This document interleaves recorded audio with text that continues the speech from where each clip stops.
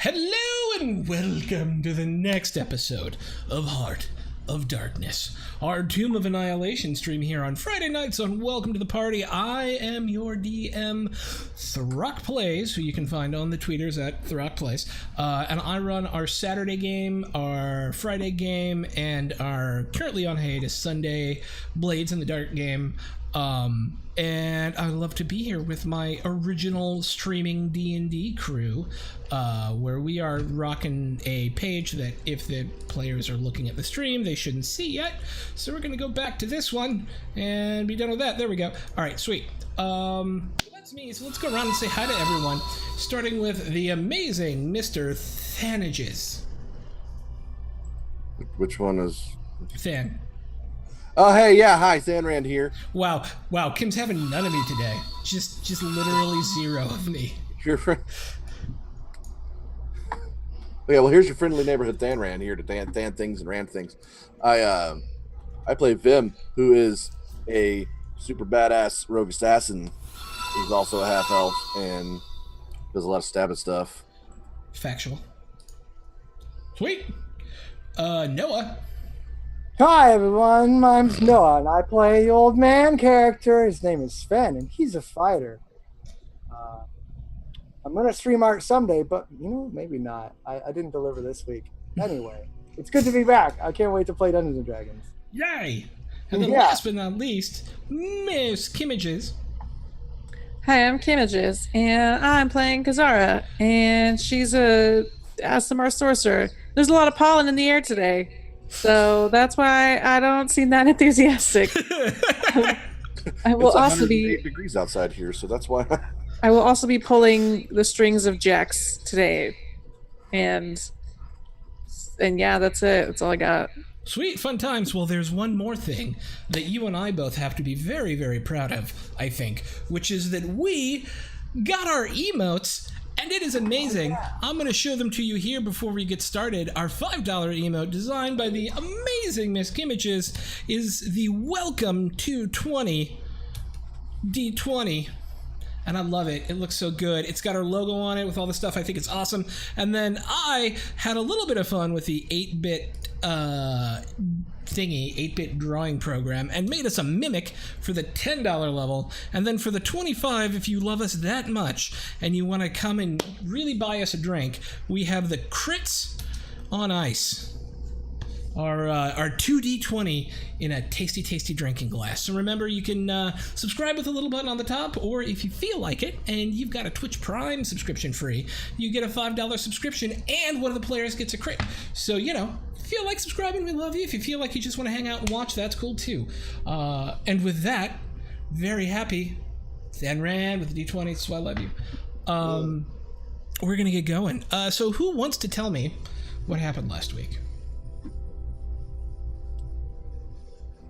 Well, we were on our way back from almost getting moitered by a big gorilla zombie who turned out not to give a shit about us that much after all. And then we met some scientists in a floating Zeppelin boat ship thing. And we decided that we're going to ride in their skyrocket of adventure to our next destination. And our guide, what the heck is his name? He has a name. I don't remember what it is right now. But he's going to come with us too, and we're going to do the things for him. Musharib. That's it. So we let everyone else go, and we paid them off and said toodaloo. Did we pay them off? Yeah, you paid him off. I think we did, yeah. Yes, we did. We paid them off. We kept Musharib around because we made a promise. A promise is a promise. That is correct. Our adventuring party, having prepared to assault the heart of Ubtao, where they thought Sven's nemesis from years past, Krieg, was currently inhabiting, only to find that when they assaulted it, he had left a little trap for them. He now resides somewhere within the city of Omu. After the battle against the undead forces within the heart of Ubtao, a strange ship appeared on the horizon. The Venture Swift, owned by a gnome couple, Ham and Lily Fizzlespark. This ship was seeking to chronicle everything they could possibly chronicle about Chult over a multi-year adventuring sort of cruise across the jungle. Was on their way to the heart of Utah when they ran into the party standing on the top of it, and there they decided to take the Venture Swift all the way down to Hrakamar, which they know to be in the Kobold Mountains, to free Musharib's... what did they call it? I just lost it. Mine? Free Musharib's mines from whatever the heck is holding them. Musharib doesn't even really know. To reclaim them for dwarf kind, we shall say. And with that, our party stands on the deck of the Venture Swift, high above the jungle, about to take off and move down south through the jungle into undiscovered country. I'll leave it to the party. Well,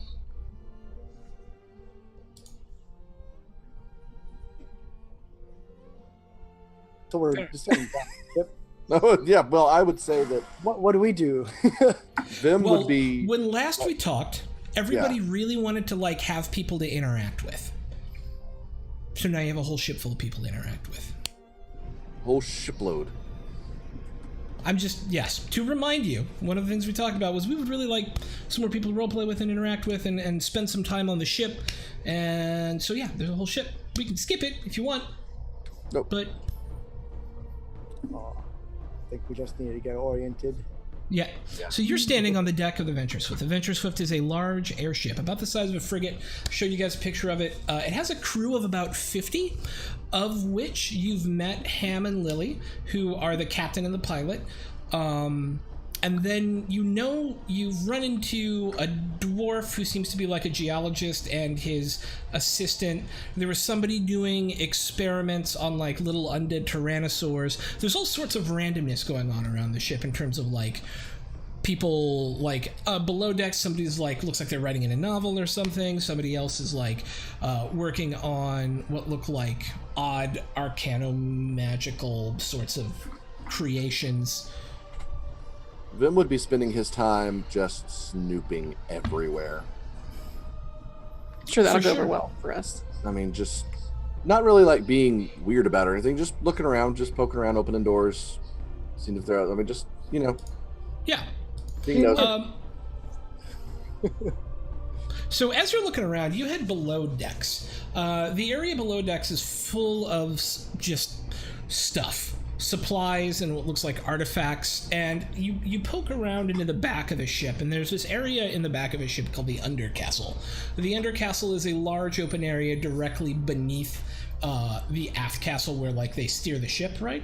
And back there, sitting with three other people, is this kind of gnarled-looking middle-aged human with like this chiseled jaw with a thin gray beard on it. He's got like this scar over his eye, and he's got like hair that's kind of slicked back either from sweat or because he chooses to keep it that way, and it's shaved on the sides. And you see him sharpening a couple of daggers. With a couple of daggers? Is that what you said? He's sharpening a couple of daggers. Sharpening, Yeah. okay. Yeah. Sitting by himself, just He's got three other people sitting around him. He's obviously like holding some sort of court with them, right? Like he's telling them a story when you go back there about this time he and a couple of buddies took down this giant Tyrannosaurus Rex. One of them is looks like a halfling who's restringing a longbow. There's another human who's got this long sword and is kind of polishing it up. And then there's a dwarf who's got what looks like way too heavy and comfortable armor for the jungle that she's kind of polishing. Well, Kazara and I imagine Jax would be checking out the individual doing the arcane activities. For sure. Vin, did you want to do anything with that before we move on? well, yeah. I kind of want to just like sit back a little bit, from just listen to his story. Is it like a boisterous tale? Is he telling this like a No, like it's more a like showman, or is he There's just? this one time when I was deep in the jungle with my boys. We were about to head into this dangerous looking tomb. And out of nowhere comes a Tyrannosaurus Rex. Huge! Mother of a beastie. I was able to flip back on top of it and stab its eyes out as the others worked from the bottom to take it down. Made a pretty penny that day off its claws and off of its scales. It's that sort of thing. Gotcha. Yeah, I'm gonna insight check him because I want to roll a dice. For sure. That's what I want to do. Where is this? There it is. I mean, he might be embellishing a little bit, but it does obviously seem like he was at a place where Tyrannosaurus Rex was killed and he had some part of it. I just want to be able to like lock eyes with him a little bit and just kind of nod in a respectful way. He gives you one of those squinty-eyed nods back. I'm not going to approach or anything, but... You hear somebody calling him Grant at one point. Grant. Kazara, you want to investigate some arcane things. Indeed. We wanted to see what was going on with the person, I guess, below deck you said was working on brewing things, or... There is a brewer here, but this person was more like kind of tinkering on some runes and stuff, like that they were trying to put into some armor. I would ask them, what are these runes intended for? So the person you walk up to is wearing a green tunic with no arms, brown homespun pants, and high leather brown boots. She has kind of this long flowing blonde hair that's up in a ponytail that kind of floops off the back, wearing goggles, and she looks like a half-elf to you, and she looks up and goes, "Oh, hello. Well, these are protection runes. Actually, this one will cool the armor while you're wearing it so that you don't get so hot out there." Can do that? I mean, yeah, it doesn't last forever, but I have to kind of keep refreshing them and things, but yeah. Sort of like looks at her sweat-stained outfit, like, been trudging through the jungle a lot. Oh. And I kind of get a little weird about asking Jax here to keep doing prestidigitation on me. Oh, do you want me to make you one? I mean, I would love that. How much would it cost me? Oh, I don't know. What do you have in trade? By the way, hi, I'm Janik. It's nice to meet you. I'm Kazara. It's great to meet you. Nice to meet you, Kazara. So you're the ones that Ham picked up, huh? Yeah, I guess it was convenient that he happened to be floating by. Well, he knew... I probably shouldn't say that. Knew what? Nothing. Well, you can't just start and then not... Okay, so he knew that an adventuring party had left out from Port Nyanzaru. He was coming down this way. I mean, we did do everything with, like, we did a bunch of surveying up north, but he really wanted to meet adventurers. I think he misses it, to be honest. And he was hoping to run into someone down this way. So he'd heard of us, and he was looking to pick up an adventuring party specifically? I think he was looking to relive his glory days. I think you were a way for him to feel like an adventurer again. I think... Well, that's understandable. Yeah, no, he used to run around with a bunch of people up near Waterdeep. Bad stuff happened. Some real bad stuff happened, and he lost a lot of friends. And so I think he just kept going on about, I heard there's this party that moved down this way. They were last heard in Port Nyanzaru, but they were heading down the river, and so they've got to be somewhere the Eldani Basin by now, is what he would say. And so by the time he literally like charted it out by the time that he thought you'd be down here, which I think is just because he misses it. Well, I can attest that anything could become an adventure. So This has been an adventure. I would say that I commend his efforts, and I suppose since he's willing to help us, we should be willing to help in return. So I'm offering these clothes of protection is incredible. I mean, I don't have much. We've just sold some things, but I have some gemstones. They're worth about 10 gold apiece. Well, come. I make this, but we have all sorts of gugas and gigas and dawdads and thingy Gagas poos and whatever, stuff that we've picked up as we've been exploring. And you guys are heading to a moo, right? There's some other stop in between, but you guys are heading to a moo, right? And that's got to be scary. Yeah, we have an obligation to fulfill before we do that, but yes. I realized my door was open, and yeah, hang on a second. For my window. Oh, there we go. Everyone's like, "Who is this weirdo talking to themselves? What is that about? Nerdy things." Yeah, but yeah, if there's other stuff you need, maybe we have some stuff that could help you out. Because I mean, we're just kind of holding on to it. We're taking inventories and doing archaeological surveys, and we're cataloging all this stuff, but we don't have a lot of use for it all. I mean, if you're offering, I can hardly think saying no would be wise at this point. So, well, I mean, we'd have to sell it to you, of course, but because it's got value, and we can use that to restock. But so this thing isn't for trade. Oh no, we can trade too. Yeah, if you've got interest in stuff, we can trade you or money, or either one is great. We're not like a store, but gold always helps, Well, I have been looking into some things. You have to make a list really quick and just make sure that it's. Let me talk to the rest of my compatriots and see if there's anything that they need if they want to come and join us at all. And then I would just go see if Jim's busy. Okay, I'll talk to you soon. It was nice meeting you, Kasara. Thanks. You too.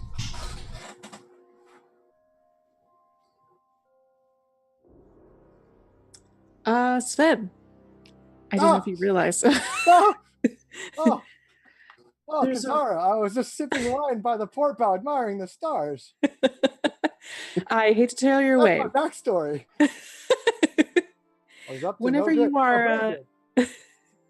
Whenever you're feeling inclined, I just wanted to let you know that there's a woman below deck who I think has some interesting items we might be interested in.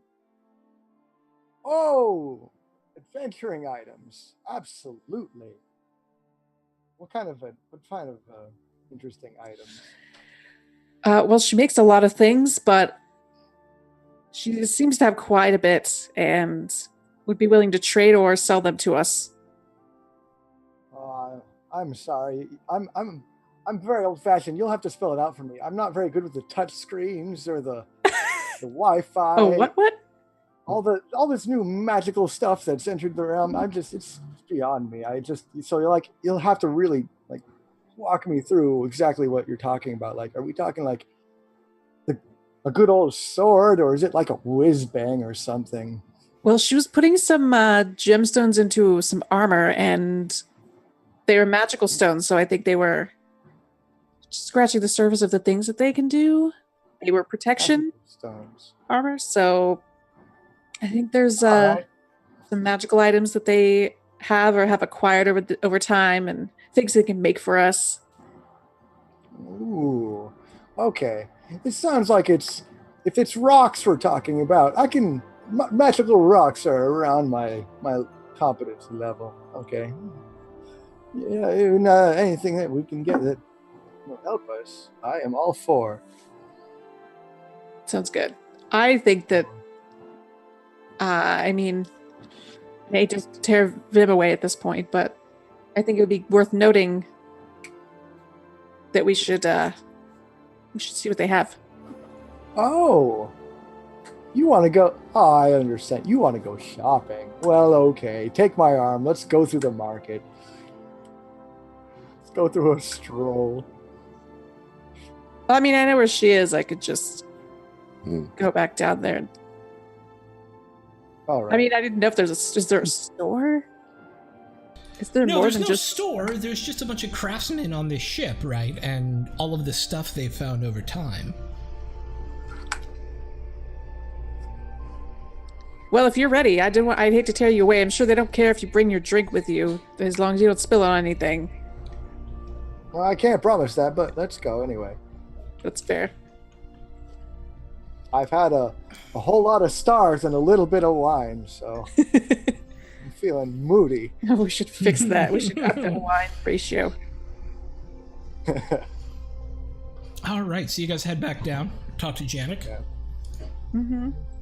Oh, hey, welcome back. You see her working on like a shield now, and she's like tink tink tink tink tink tink tink tink tink tink, and then she'll like cast a little something on it. You see like the magic infuse into it, and then she tink tink tink tink tink tink tink tink tink, and it's... Now that looks useful. See, that's no whiz bang. You can hold that up in front of you, and it doesn't matter what you know how to do. It'll probably stop the thing heading towards you. Oh yeah, it's a shield. I'm just making it a little lighter. Yeah. A little bit lighter. Yeah. Yep. You'll have to forgive him. I don't know how you make your wine, but it seems to be affecting him a little more than... Nope, this is who I am, and it's time to... I stand corrected. So, Yeah. what can I do for you guys? Oh, yeah, we're down here looking for some non-whiz-bangy magical doodad to assist us on our journey. Oh, well, we've got some stuff. Let me see. Let me look at what we got back here. I've got these nice bracers that help with shooting. And interestingly, they came with a set of gloves that help you kind of catch arrows. And the last thing, these all came off one poor adventurer. He also had this quiver full of these arrows. And we shot one at a little baby dinosaur once, and it just knocked it right down. Wow. We've got some rings. We have some other stuff as well. We've got a couple of sets of armor that might be interesting. And then she pulls out this like golden circlet with like these very thin and like gorgeous chin guards coming off of it, and it's got this plume of feathers coming off of it, and then this, like, it's gorgeous, like bird of paradise colored feathers coming off the back. Got that. And one of these, and she pulls out this like rod, and then some other stuff too, but that's what's handy. A bunch of potions. I don't brew those myself, but I can show you to who does. Goodness. Kazar would touch the feather thing, and what is this ostentatious piece of headwear you Well, acquired? as far as I've been able to tell, it allows you to move instantaneously between places. Does it have to look like this? I mean, yes. Would love be able to move instantaneously. Is there any transmog in D&D? Yeah, so I would Right. a helm of teleportation. Just wasn't expecting it to look like a showgirl headdress, but it's fine. Well, rest in peace, poor adventurer that died. But how much did you say all those really cool things were? I don't know. What do you have? Well, other than my priceless amounts of honor, how much do you have? What do I carry? Do we have a comprehensive loot? We do. Let me send it to you. Oh, thank you. Would you have any use for a basilisk collar? Do you know what it does? Wait, that's the thing that does a good thing, right? It sure That's does. the thing with stuff. +1 Constitution resistance to poison. Oh, just a +1. Oh wait, no. Is it a +2 or is it +1? It's a +1 to con saving throws and resistance to poison damage, and it requires attunement. I can't find it.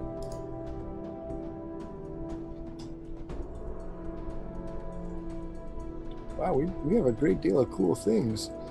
Yep. Hey, look at this. Are we So are we carrying all these things on our person? You had been carrying them with your porters, but they all got moved up to the ship. And you let your porters go. Let's have a good old-fashioned dump our treasure in the middle of the floor and start sorting it. Maybe we can get one of our porters to do that. You let them go, remember? Oh, damn. They're really good at math. Oh, shoot. So,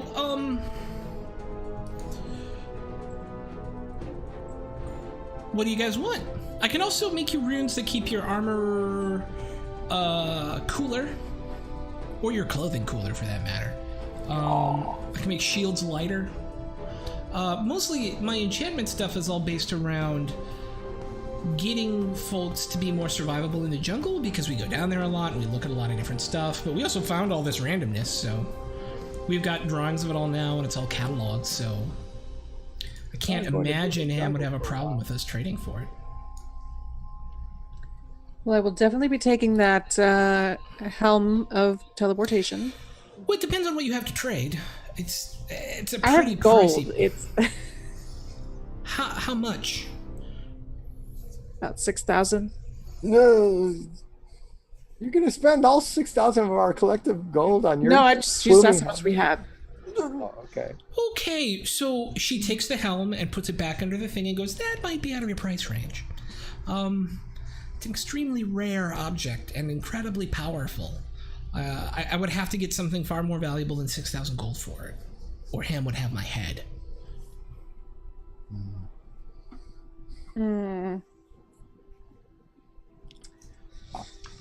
Now remember, you've also got some like random +1 weapons and stuff that you guys aren't using on your gear sheet. We have a +1 longbow, +1 dagger. We have some potions. We have scrolls. You don't have a I plus can one. totally do scrolls. You need some scrolls? I can absolutely give you some scrolls. Yeah, They won't take me any time at all. Do you have a scroll of fun? I like to think I am a scroll of fun, to be honest. Good on you. Good attitude. Thank keep you. that up. I will. Is someone using the mithril breastplate? Not anymore. Ooh, you have mithril? The mithril breastplate. Ooh, neat. Yeah, let me take a look at that. Okay. She holds it up and looks around at it. Hang on one sec. I don't actually know if this is considered a magical item. Oh yeah. So in trade, I'd give you 1,000 worth of stuff. For gold, 600.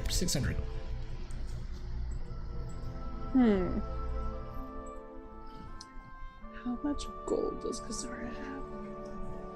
Probably more than I have written down on this sheet.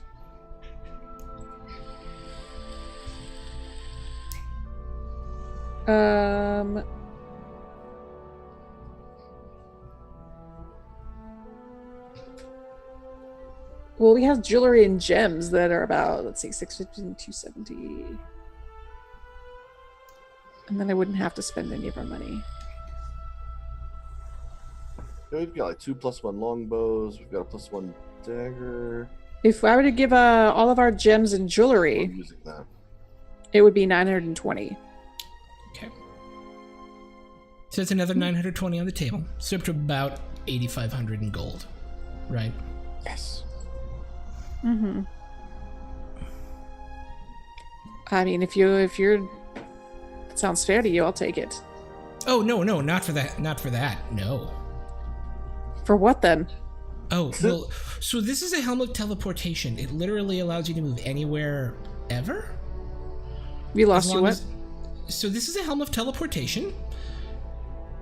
It is enchanted with magics that allow you to move anywhere that you've been before, or haven't but read about.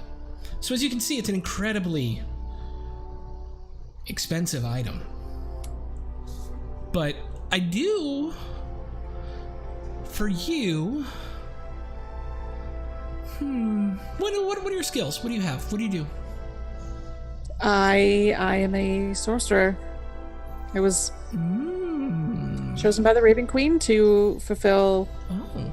destiny and protect others and see to it that death is respected. And I may have something for you. oh, Hold on 1 second. And she starts rummaging around in like this small box off to the side. Where are you at?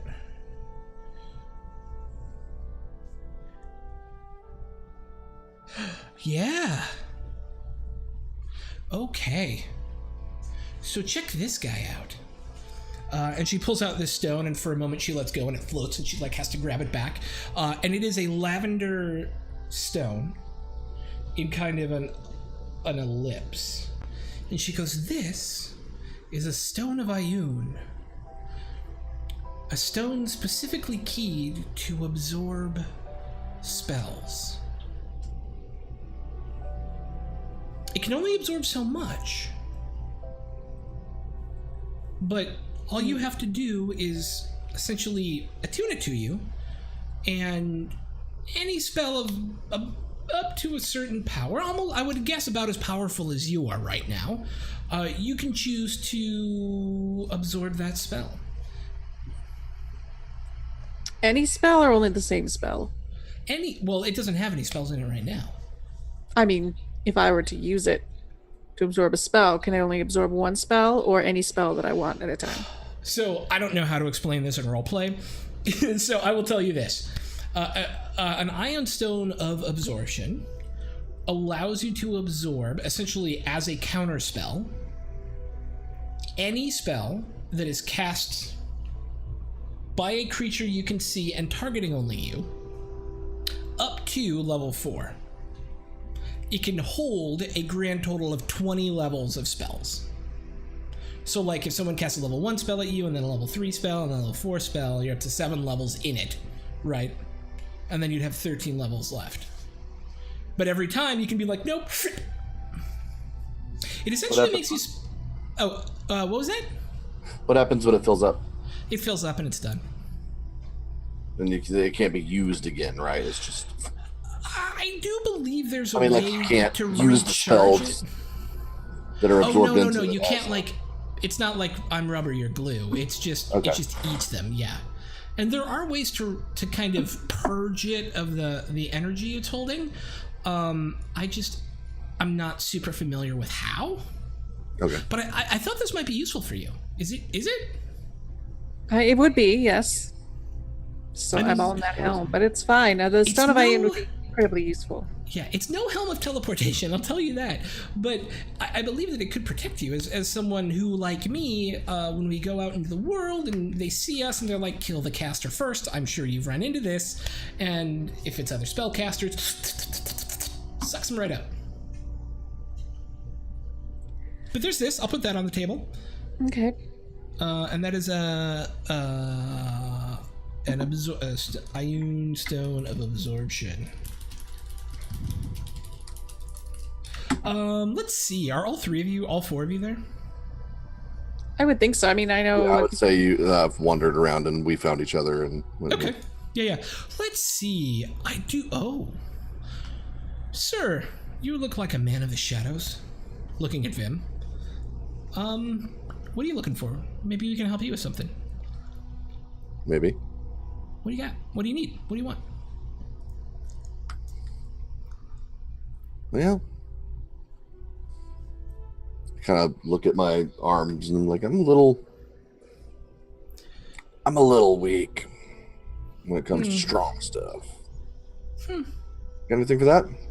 I mean, you look plenty fine to me, but I got a couple of options. Hang on a second. Let me see what I can. I might have something. And she like ducks under the thing again and like roots around, and she with one hand comes up and like drops this book on the table, and then she comes up also with like this necklace. Okay, so we found these actually in the tomb to some forgotten deity, and the folks who worship there were like all about strength, right? Like their thing was like they'd go out and prove themselves by hunting with their bare hands and living out of the wild. And so 2 items came to us out of that. First is this manual. It looks like an exercise book, but really what it does is if you spend 24 hours reading it, it magically makes you stronger. But then it can't be used for another 100 years. And there's also this, which will also make you stronger. But no, I can't even think of a drawback. It makes you stronger. Nice. It's a necklace,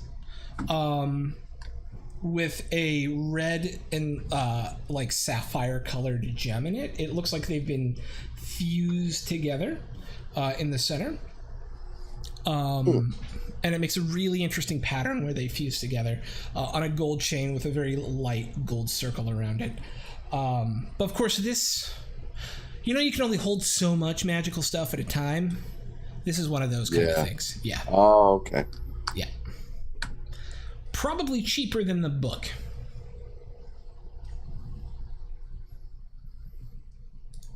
How much is the book? Well, it depends on what all you guys have to trade. I mean, I feel like we should get everything out. Yeah. And then you show me what you have. And then we can kind of go back and forth, right? Because we're not a store, really. It's just about what you guys have that I might want, what I have that you might want, and then gold in the middle, right? Cool. I like it. Okay. Ooh, you wanted to know about the archery stuff from that poor elven guy who died horribly to a trap. I have it right here. So, bracers make you better at shooting bows and stuff. Boink! Oh. Gloves make you able to, like, grab arrows and stuff. It feels kind of weird to have both of them. The magic works. I don't really understand how. And then she gives you a quiver of this, she puts a quiver out, and it's got, when she pulls out one of the arrows, it's got like this almost, it's still razor sharp on the head, but it's rounded like a bodkin, right? And she goes, these will knock weaker creatures down. I like if you hit them with it. Well, I consider myself a dabbler in the field of archery. So, yeah, absolutely. And there's also a rod you placed on the table. Yes. I've heard adventurers love these things. I've never really understood the use for them, at least unless you have like a few. But all you got to do, see this guy here? And she pulls out like, it's, again, it is of Chult. It's got like this very square sort of engraving of like dinosaurs and stuff going along this bronze rod. It's got a red feather coming out one side and a green feather coming out the other. And she goes, look, it's got a button on it, right? So if I put it like this, and let go, it just stays there. Yes. It doesn't move. Oh, that's incredible. I love things that don't move. These are all stupendous, and I do not know how I will possibly make a decision. So I'm going to look at them longingly while I consider my options. And when you say you're looking to trade, included in that willingness to trade, you're not thinking like organs or body parts, right? I'm sorry, what now? You don't need a really old liver, right? No. Component? What would I need that for? A mostly perforated liver. Why? I thought you don't you like put it in a jar and then turn it into a whiz bang or something? A particularly seasoned liver. We could put on the label. All right, it was worth a shot. No, I'm trying to sell my organs for money. Speaking of rods, Miss Oh Kazara, boy, my favorite. Miss Kazara, Yes. I realized something that you might also like. Hang on one sec. And she pulls out this sapphire rod. It is front to back sapphire with a golden band on either end of it, and this piece of onyx sticking out the end. This, I forgot we had this. We found this in a Chalton tomb up by the old Mesra ruins, and it's a rod. It makes your magic a little bit more powerful. Essentially, in terms of mechanics, it would give you a +2 on all spell attack rolls and the saving throws for your spells. And once per day, you can get back a level 1 or level 2 spell slot. Sorry, +2 to spell attack rolls, and what was that? +2 to spell attack rolls, +2 to your saving throws. And once per long rest, you can get back a level 1 or level 2 spell.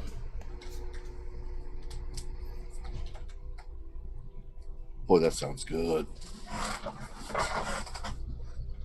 Once per long rest, I get a level 1 or 2 spell back? Yeah, you can choose as an action to say, blink, I regain a spell slot. Oh, instead of waiting until the day's over. Mm-hmm. Oh, that sounds delightful. I forgot we even had it. We were in Mesro so early that it just slipped off my mind. So I'll put that out. It is called a Rod of the Oathkeeper. Let me do the thing here. Can you guys kid it out? Yup.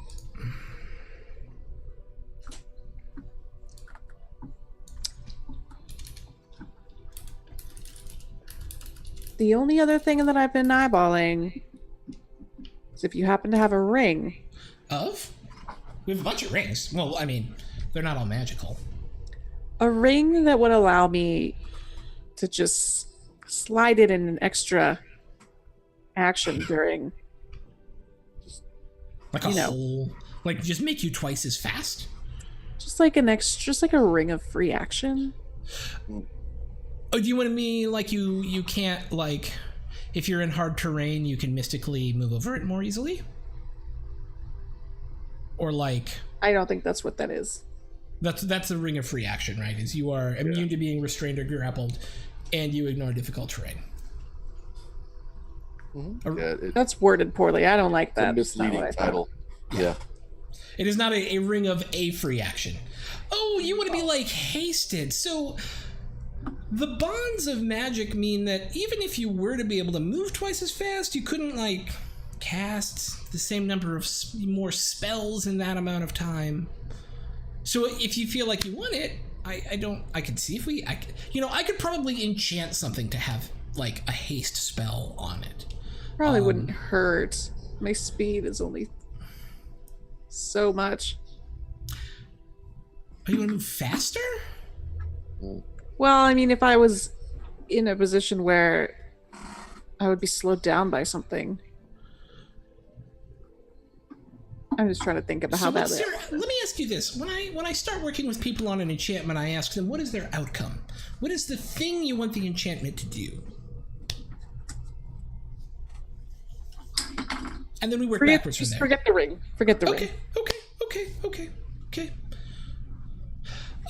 So Sir Vim, this is what you're interested in then? Is there anything else maybe? Yes. Yes? This is what I'm interested in.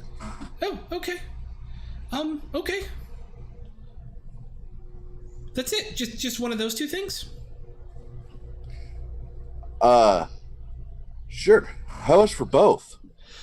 Well, the book is more expensive by far. Understood. So... I'll just need to know what all you guys are offering. Okay. Well, let me look at this. Let me peruse my menu, please. What is this? That's it? Oh, okay.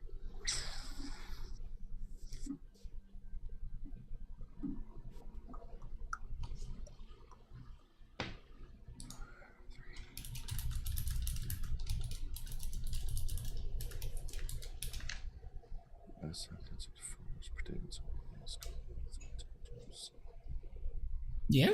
I'm thinking about the Silver Skull. I'm not sure. Ooh, you have a skull? I do.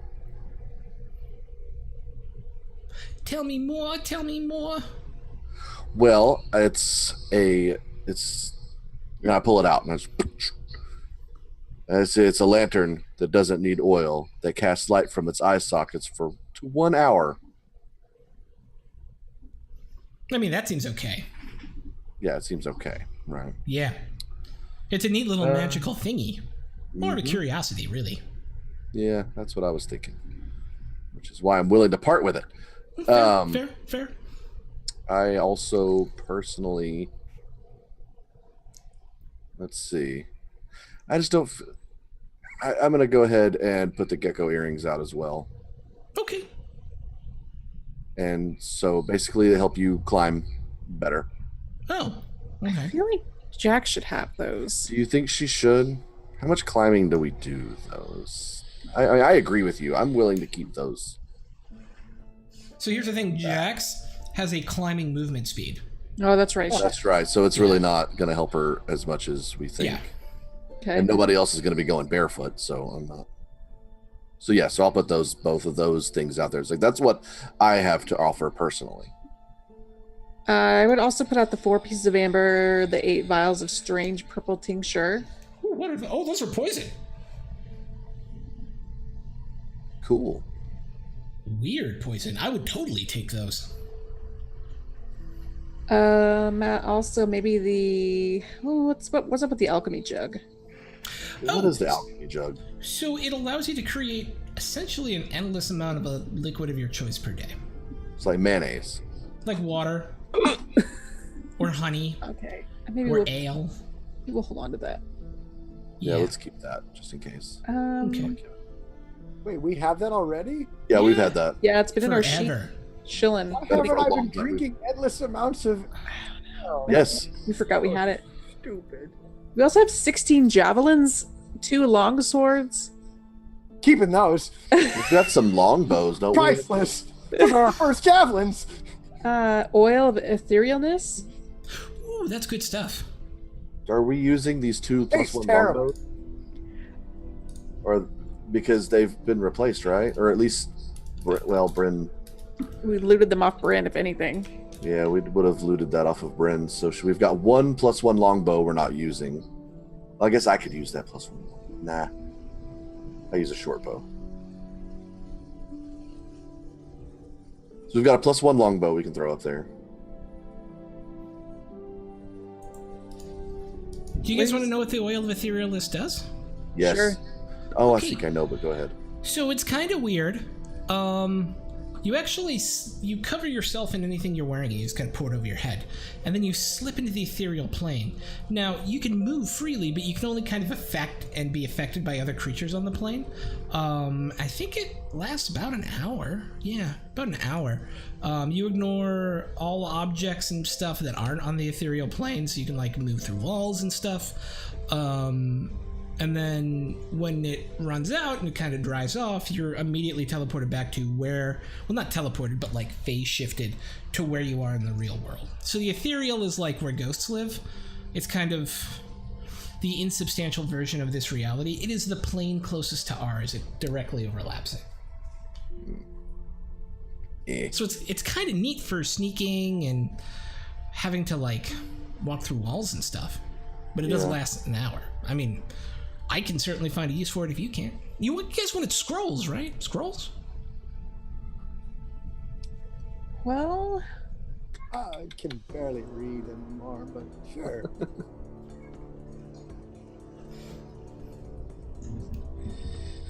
It's like I don't even know who's wearing this stuff or who has this stuff.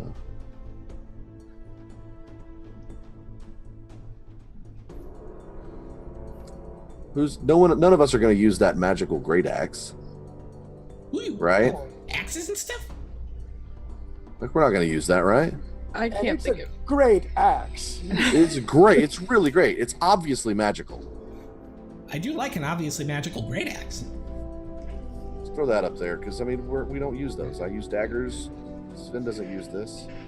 Oh, You use magic. Jax uses magic and singing. Magic and singing. I can't think of any scrolls I would want. Yeah, let's throw that obviously magical battle axe on the. Okay. So what do we think we're up to now? So you have a longbow, a battle axe, bunch Plus of 1. yeah, plus 1 longbow, plus 1 battle axe, bunch of gems. The earrings, the bullet lantern. The skull, yeah. Earrings and the skull I have prices for. That's 700 right there. Yeah. So, yes? Sorry, no, it's just we have 2 long swords, 16 javelins, 3 shields, Oh, we can throw those in. I'm sure I can give them to Grant. the mithril breastplate. No, I totally want that. I'm going to melt it down, but yeah. That's fine. About 920 in gemstones and jewelry. Yeah, all right. So, for this stuff, I can give you the ion stone, the rod, the gloves of archery, the 20 walloping arrows, the amulet of strength, and the immovable rod for sure, plus an additional 2,000 gold on top of that. Didn't you say something about some bracers as well? No, or just the gloves? Bracers of archery. I'm sorry. The bracers of archery. The bracers of archery. Yeah. But I also want those gloves. if possible. Oh yeah, you want the gloves? I Hang want on. both of them. I want that set. He clearly had the right priority. Yeah, it's a matching set. You don't want to break out the set. Those are actually, interestingly, much more rare in terms of overall. Yeah, the gloves and missile snare. I can give them to you for an additional 2,000 gold. That's well, I'd love them, but they're kind of a silly, kind of a frivolous buy there. So I think I can go without them. The bracers will be. So for the things we've given you, you said you're going to give us the rod, the amulet, the bracers, the arrows, and Yes. immovable Yeah, rod, Yes. and 2,000 gold on top. No, and then you give me 2,000. Oh, all that stuff Yes. plus 2,000 for these Yes. things. Gotcha. If we trade it out, the I'm necklace. just saying my stuff is better than your stuff. I agree with you. I agree with you wholeheartedly. If we traded out the amulet for the tome, Yeah, what's the difference? What is the difference we're looking at? I'd have to add an extra 2,500. It is And over just time for of my farm- own edification, what does the amulet do? Is it gives plus? it gives you plus 2 strength. Requires attunement. Yeah. Okay, cool, got it. Yeah. Then that's fine then. Yeah. Okay, Um, I'm okay with this. Honestly, this seems like a pretty good deal. That rod, that not the immovable rod, but the sapphire rod seems badass.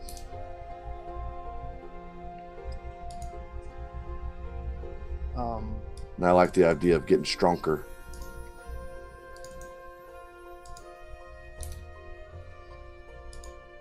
So before moving any further on, I want to look at what do you have in the ways of shields? Is there anything here shield worthy? I mean, I have a magical shield. I was just working on it. Yeah, how is that one faring? You said something about it being lighter. Yeah, it's lighter. It allows you to move quicker with it. It adds +1 to your AC, essentially. And I could give you that for an extra 1,000 on top. Oh, that's not even very much. I'd even call it 700. You guys have been great. What if we tossed out the walloping arrows there? I mean, so the nice thing about the walloping arrows is that they're not I guess technically you could try and reuse them, but normally when an arrow hits, it gets fucked up. Right. And so they're not anywhere near as expensive. If we took those off, I would give it to you for 400. Okay. So I'm looking at the bracers, that shield possibly, and I think those are the only 2 things I'm looking at right now, right? Bracers, walloping, shield. Right. Right. I think the walloping would overspend myself, so I'll forgo them for now. Oh, okay. I mean, I feel like this is also the point of us having gold is to get stuff that'll make us this. better. Like, this is what the gold is for, is to buy this stuff. I would say if you want it. The only reason I'm trying to think about how much gold I'd be spending, because I would be an extra 400 for plus all the trading items, right? Yeah, it'd be about 400 on top of all the other trading items. Well, so far we're looking at 2,400 on top of the trade items. Which we have. Like, that's a third of what we have. It's fine. Okay. All right. Let's toss the walloping in, and then sign me up for all those. The rod, the immovable rod. Yeah, it's in there. Yeah, it's in there. Do That's you part want of it. potions or scrolls? You guys had mentioned scrolls, and somebody said something about potions. I'll look Don't through say some anything about potions. Scrolls. What now? I don't recall anything about scrolls. Yeah, I'm good. I don't need scrolls. A few. We have 4 potions of greater healing. I'm sorry, 4 potions of superior healing, 4 potions of cure wounds, 1 potion of greater healing, not counting what everyone has on them. So I would say, how much would like 4 more potions of superior healing be? Let me go get Vance. Hang on 1 second. And she leaves and comes back about 2 minutes later. With this like ruddy-faced dwarf who looks a little drunk. Now, what is it you want, my friends? You want potions? I can get you potions. I have many potions. I am the brewer. Vance. Oh, I'm sorry. He gets a little drunk sometimes, all the time. We have someone like that. It's fine. It happens. How do your potions taste? I think they taste great, my friend. They are Excellent. like spicy root beer. That's what I like to hear. I'm tired of drinking this oily egg yolk for potions. That does not sound so good, my friend. No, terrible. So what is it you want? I said you want wanted a potions.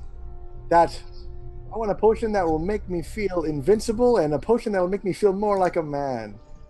Oh, the only way to make you feel more like a man is to be more of a man, old man. I can't help you with that.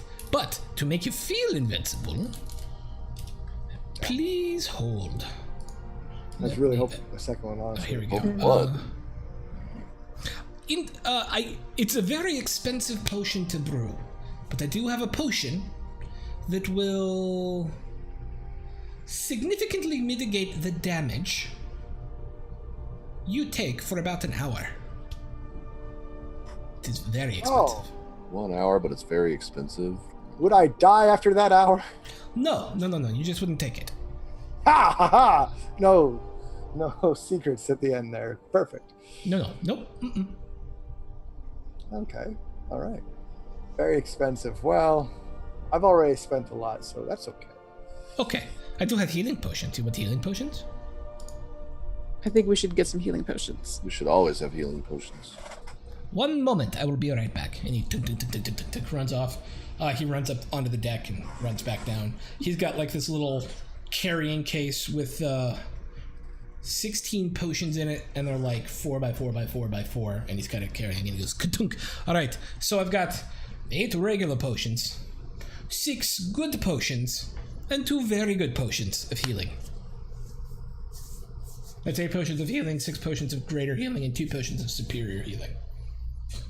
Just curious, how much are for all of them? Oh, for all of them. Let me look at my cost sheet. Let me look at my... Now, we're gonna throw a hell of a party. We need a lot of drinks. I can give you each one of the regular ones, all 6 of them, 300 for the lot. Potions of greater healing. Please hold. Why aren't you in the same list? Oh, yeah, wait. Great. So for the 3 greater healings, I can give them to you for, math is hard, 450 for the 3 of them. Or 4 of them? 4 of them. For the 4 of them, I can give them to you for 600. And then So for the... 4 yes. potions of greater healing? For 600, yes. And then the superior healing, 900 gold for the 2. Okay, and then I'm sorry, so 2 potions of superior, 4 potions of greater, and 8 potions of... Yes. So that's 9 plus 3 is 12, plus 6 is 18. 1800 for the lot. You know what? Because I like you, I don't actually really like you. 1800 for the lot. You're just drunk. I'm gonna take advantage of that. Okay. You can make a persuasion check if you want. Okay. Dang, if I will try. Are you going for this, Kazara, or am Yeah. I? Oh, you already went for it, I huh? can't see She did good. How do you want to persuade? What are you going to do? What's your... Yes. Dance. Yes. I'm gonna clap his shoulder. Yeah. Yes. We've got quite a bit of information and experience that I think you'd be interested in. We traded a lot of really good things that we found, many with an endless amount of stories. I think you can do better than 1800. I mean, I don't really care about the stories, but I'm kind of happy you put your hand on my shoulder. You don't know how long it's been since a woman's touched me. It's kind of Not weird. get excited, Vance. Let's get excited. Oh, let him get excited. I'm just saying. I hear what you're saying. Sorry, a little bit too much to drink. Yes, 1,500 gold for you instead of 1,800. So it's 300 off. What do you think, guys? Do If you want to give me a spare peck on the 1,500? if you give me a peck on the cheek, 1,200 gold. What if I slap you across the cheek? How's that? No. What if I give 2,000 you? gold. I'll give you a pick on the cheek. You're kind of cute. Yeah, okay. But That's all you 1,300 because they're scruffy. Wait, did that bring us down again? Yes. To what? Do you give him a peck on the cheek? 1,300? 13 if I give him a peck on the cheek. Love 12 it. if you do. I'll do it. I don't care. Oh, thank you. That was very fun. Yes. It was What if better. I give you Life an can get lonely on a approval boat. nod? What if I smile and wave at you? You'll remind me of my mother and father, who never showed me actual love and only gave me approving nods. Well, now I've Then just... that one's on the house.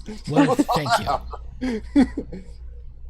All right, I would say we do it because those are 8, 4, and 2 is 14. Yep. Potions. We're down to 1,300. Yeah. That way we can literally drink away our mistakes. Exactly. All right, let's take him. We still have 5,000 gold. Well, not counting the stuff that we gave for the things. Yes. I just wrote them down in the chat. Okay, so to lock, stock, and barrel. Yes, we are looking at the Iron Stone of Absorption. Why am I still talking like Vance? The Iron Stone of Absorption, the Rod of the Oathkeeper +2, Amulet of +2 Strength, Immovable Rod 20 times +1 Walloping Ammunition, Braces of Archery +1 Shield, 8 Potions of Healing, 6 Potions of Greater Healing, 2 Potions of Superior Healing for all of your magical items that you're not using, plus all of those gems, and an additional 2, 3, 24, 3,800 gold. I love it. I can't wait to not move that rod. Deal.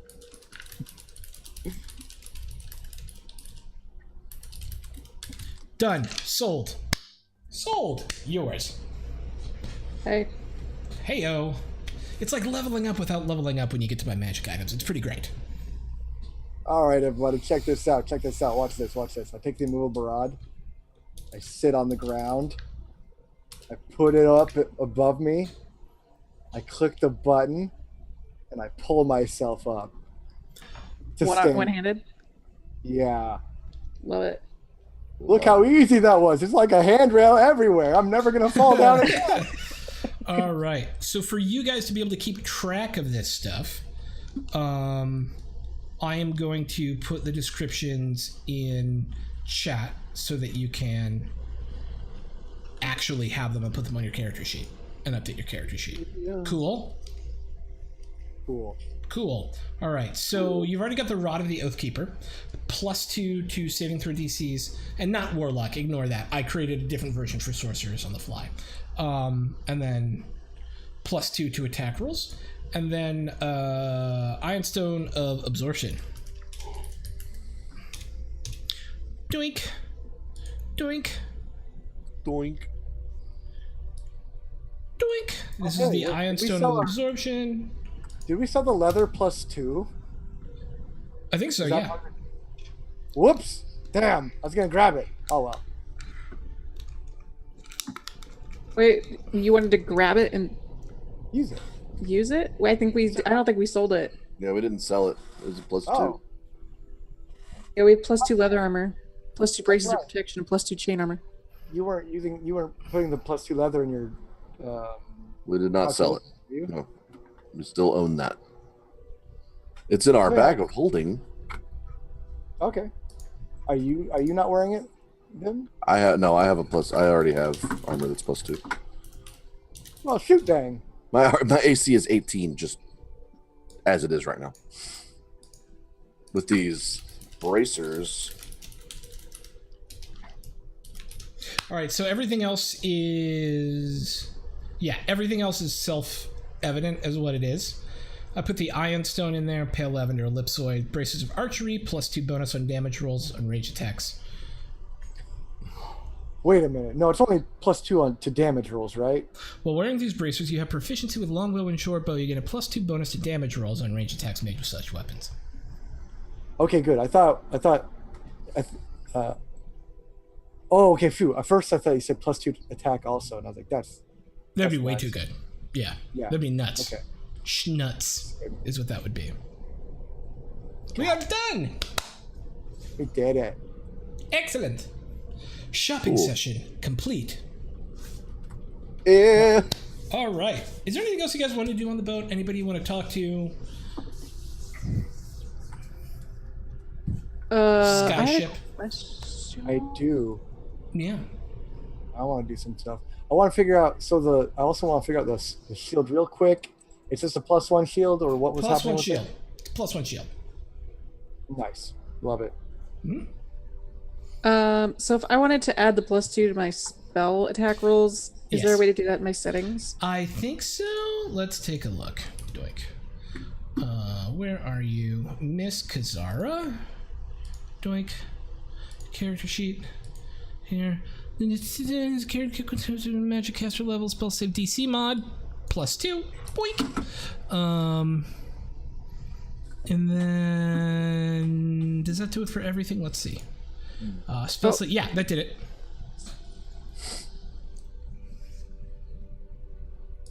Because you should be at 8 plus proficiency bonus plus charisma, so 8, 9, 10, 11, 12, 13, 14, 15. Yeah, you're right. 16, 17. That's perfect. +2. Love it. Okay, so that's you. Anybody else have anything technical they need to update on their character sheet? I took care of mine, I believe. Okay. All right. So, the ship begins to move off, or has been moving as you've been having this conversation, and you find yourself now high above the Aldani Basin. You see it laid out before you as if in miniature. Probably none of you have ever been this high in your life. There are clouds below you billowing up into the sky as you feel the wind whipping across your face as this sky ship begins to move south towards the Cobalt Mountains. The journey will take you 7 days, should all things go well. Is there anything you'd like to accomplish in that time? Accomplish. And that includes if you want to like interact with any of the crew members or any of that stuff. Yeah, I do. I want to cruise for a drinking buddy. See if there's anyone here equally as interested in obscure warfare historical knowledge as I am. Yeah. Obscure historical warfare knowledge, not as much as so Grant you run into, he leads the ground expeditions for the Venture Swift. He is kind of that like grizzled sort of like late 40s human with the like pulled back hair and the like jawbone with the gray stubble on it, and he kind of talks like this. Cigar in his mouth. Romy is a Tabaxi historian who might maybe not drink so much, but might like to talk about history stuff with you. Will they play dragon chess with me? Romy definitely will. Yeah. Yes. Sure. I'm in. All right. Romy is kind of a very not elegant, but soft-spoken female Tabaxi. She has almost a calico-like look to her, with a white and black bottom, and then kind of gray moving up to turtle shell on the top of her face, with a white nose coming to with a white tufted nose, with a black actual nose piece, right? Whatever that's the schnozzle bit as opposed to the muzzle. She has these interesting green eyes. That are obviously cat-shaped, and these ears that point, and then these little hairs come up off the top of the sides, off the top, to give her ears even more height. And she will enjoy talking history with you and playing dragon chess, of course. Does she tolerate my eccentricities? She seems to, yes. She finds them amusing, and is actually very interested in talking to you about your life experience and where you've been, because you've seen so much of it. I do my best to change the subject, but I frequently forget and end up rambling. Rattling off things yeah, I also want to try and get to know her, actually. Yeah, so Romy is... Should we do a role-play thing? Or yeah, let's do it. Yeah, let's go. Let's go to a scene. Mm-hmm. Oh. Well...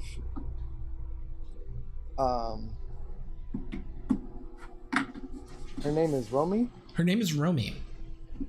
I'm gonna let you kick it off. I imagine after I've finished drifting off from one rambling story, I take a moment to collect my thought and... Romy? Yes. Tell me about the Tabaxi people, if you don't mind. I don't know enough about them as a people. Of course. Well, we're not one people in the same way that I would imagine you would not say, tell me about... If I were to ask you, tell me about the humans, you would find it incredibly complicated as well. Oh, no, they're terrible and easy to figure out. Okay. Well, our people are very clannish.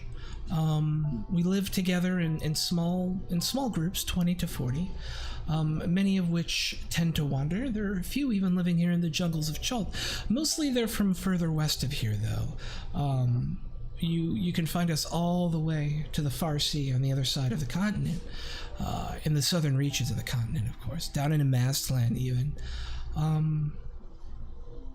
We do tend to worship the deities of where we're from, and don't tend to have any of our own, so much as we give reverence to the family unit. That is a similarity I've come across throughout, and for us the family unit, it just isn't your litter, it's the clutch of people who you live with on a day-to-day basis. It's the shared experience of being part of that tribe. Huh. There are, of course, many Tabaxi who choose not to live as part of the tribe and move into what I would call human, although I understand dwarves and elves and halfling live in it too, but there are more humans than anything else, it seems like, into human society. We're a disease. Oh, I don't think you're a disease. Oh, you're right. We're more like, what do they say? Everybody's best friend. I think you're like a wildfire. Yeah! You were an essential act of nature. Destructive, yet in your destruction, things grow up in your aftermath. That's a very nice way of putting how we make this Grandiose, world-changing mistakes. Yeah, no, Everybody, when it was the elves have made grandiose world-changing mistakes. The dwarves have made grandiose world-changing mistakes. It's just your turn. that's fair, I suppose. So you say the Tabaxi are a tribal folk, and they mostly adhere to their tribe or their chosen clutch of people. Yes, in general, of course. All right, in generalities. And so, what are the norms for what's expected of a Tabaxi in their tribe? What's fulfilling for a Tabaxi? Resource sharing, making sure that the whole tribe is fed and protected, and that. So this is only from the tribes I've encountered, I should say. I of course can't speak for all tribes, but many believe in the mutual protection and the mutual family bond of the tribe and everything that goes along with that, from nurturing each other's kits to sharing hunt to making sure that when a family group is away that their kids are cared for, to you name it. So Feeding and clothing, and it's communal. Yes. What would Not perfect. There's lots of fighting, but right. What would be most fulfilling for a Tabaxi in a I do think we're not unthinking automatons, right? We're not all like for the greater good. I think it would depend. We have folks who love to hunt, we have folks who love to make art, but I think making the family group happy in their unique way, right? Ensuring that the family group is sustained. Yeah, that makes sense. But this is such a broad generality. There are evil Tabaxi, but I would say as a society, as much as you can say that about disparate tribes, you would see us as being insular, and that's the back side of this, right? Insular and clannish and tradition bound. And that's one of the problematic things about living in these sorts of small tribes. Even if it's wrong, if it's been done for 300 years, it's right. Oh. Wow. What would you say then to a Tabaxi who's largely flown in the face of tradition? How would you reconcile them, or best look out for their interests? I think Tabaxi find family. I have flown in the face of tradition. I don't live with my tribe. I have found a new tribe. The Venture Swift crew is my tribe. And I think, well, it's not innate. We've been socialized to look for that.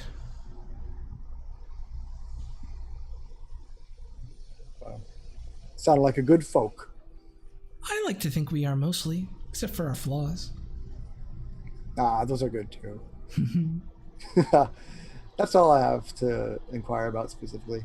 Great. Sweet. What else, guys?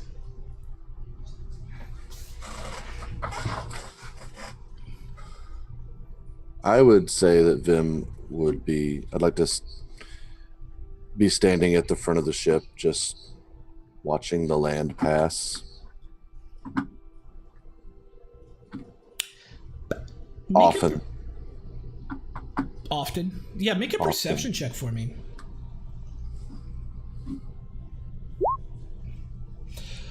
So over the course of the first 3 days, you travel through rain and storm and clouds above, clouds below. Rarely does the sky break out.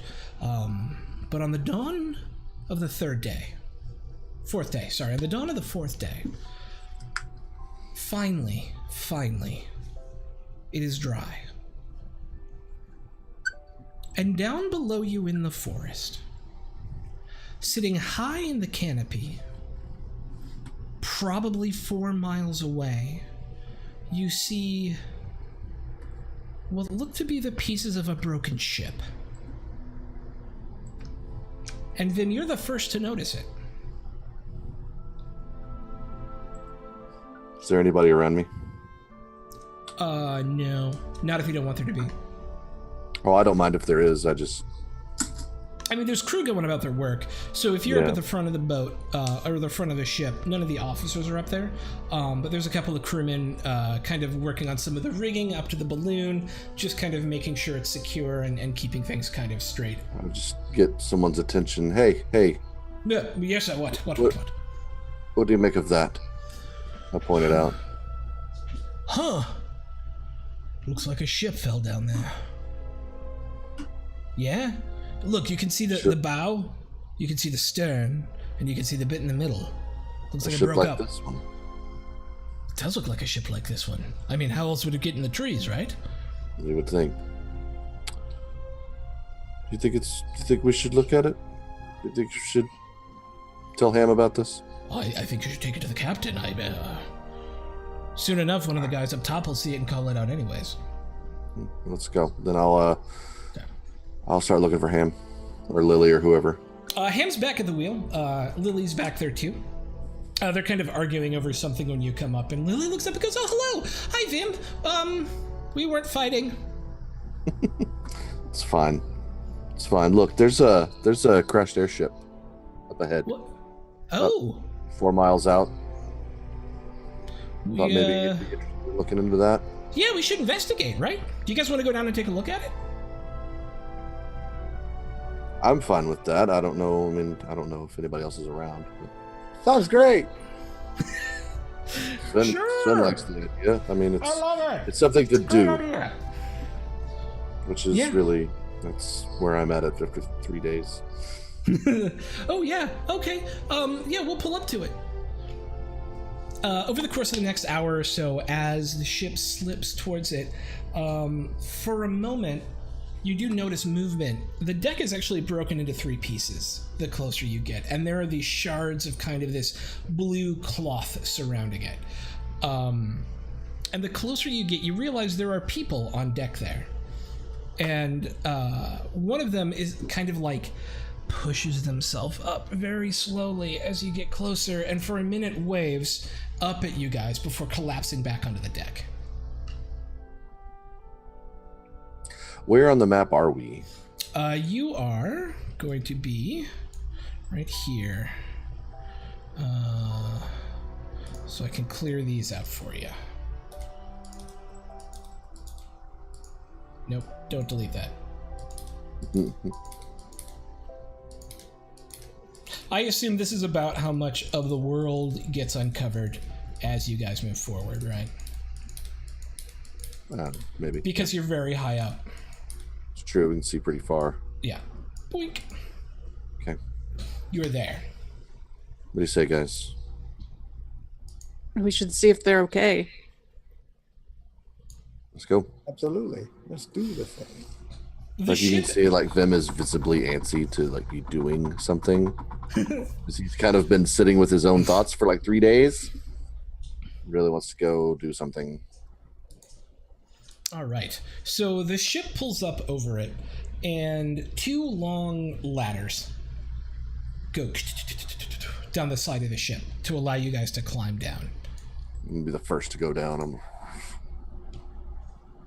all cool and stuff. And you find yourself on the wreck of this ship, held precariously high in the branches of the forest, somewhere near the top of the juggle canopy. They're about 200 feet below you as you stand now on the deck. In front of you, as you climb down and get yourself situated, you see 2 people on the back edge of the ship here, both of whom are kind of on the ground and look very tired. And you see that despite the humidity, their lips are parched and their eyes are socketed and their faces are sallow, as if they've been here for a while without food or water. Is there anything instantly recognizable about the people, or any banners or anything that that would identify who these people might be? No. In fact, hang on a sec. Yes, make a history check. Anybody who wants to, as you're coming down, can make a history check. That's me. Oh, That is not me. I'll try it too. Passable. It's a maybe. That's gonna be a yikes from me, dog.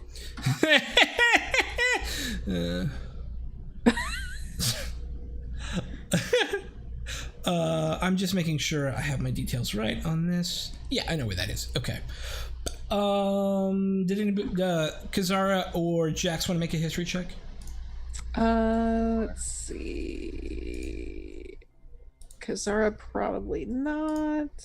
Jax probably yes. Okay. Yeah, you guys aren't sure. Nope. It's got some heraldry that you can see kind of on one of the tattered blue masts of this thing. That's kind of like fluttering off one of the masts, but you're not sure what it means so much. So no fires or fists or Yeah. seas.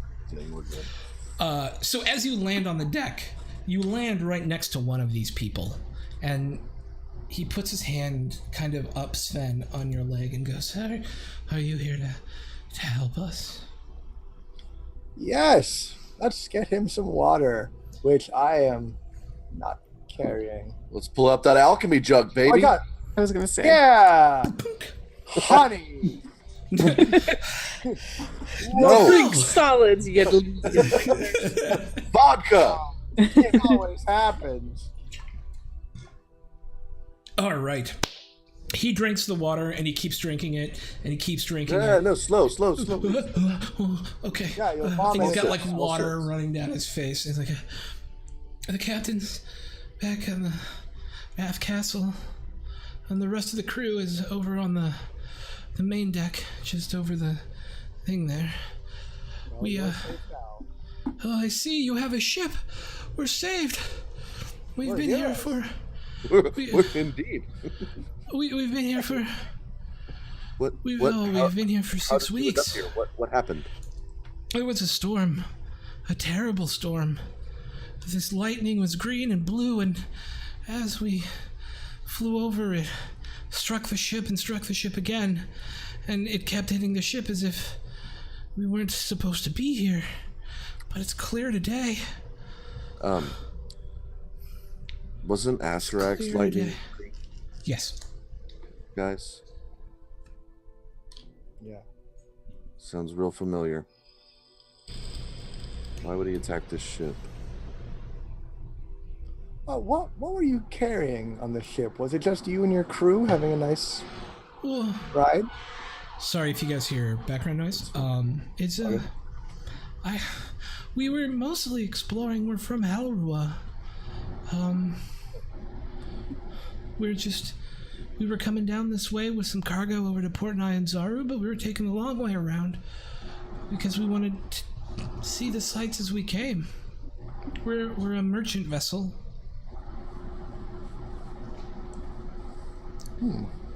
A merchant vessel.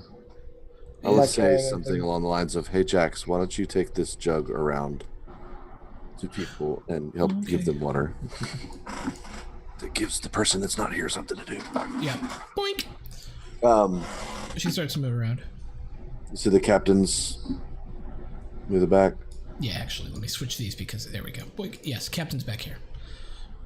So we are on the back of the ship here. You were on the back of this ship, indeed. Oh, okay, cool.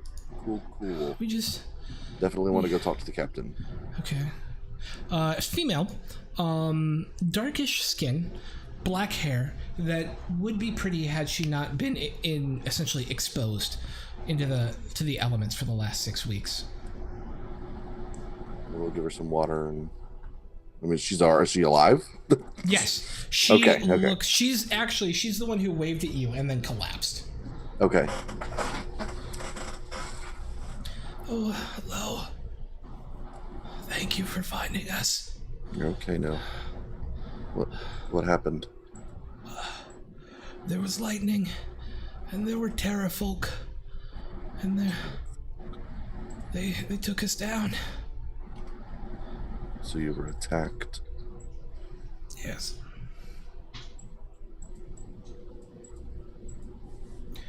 We were out looking for treasure before making landfall at Port Nine Zaru. We ran out of food and water 2 weeks ago. And we've been living off bark and rainwater since, but it hasn't rained here in 3 days, 4 days. Not to worry. Well, we have did we clear it with the crew that we're okay to bring the survivors aboard the ship? They're only like I 30 feet above you. don't personally care. So I could shout to them, right? Like we could.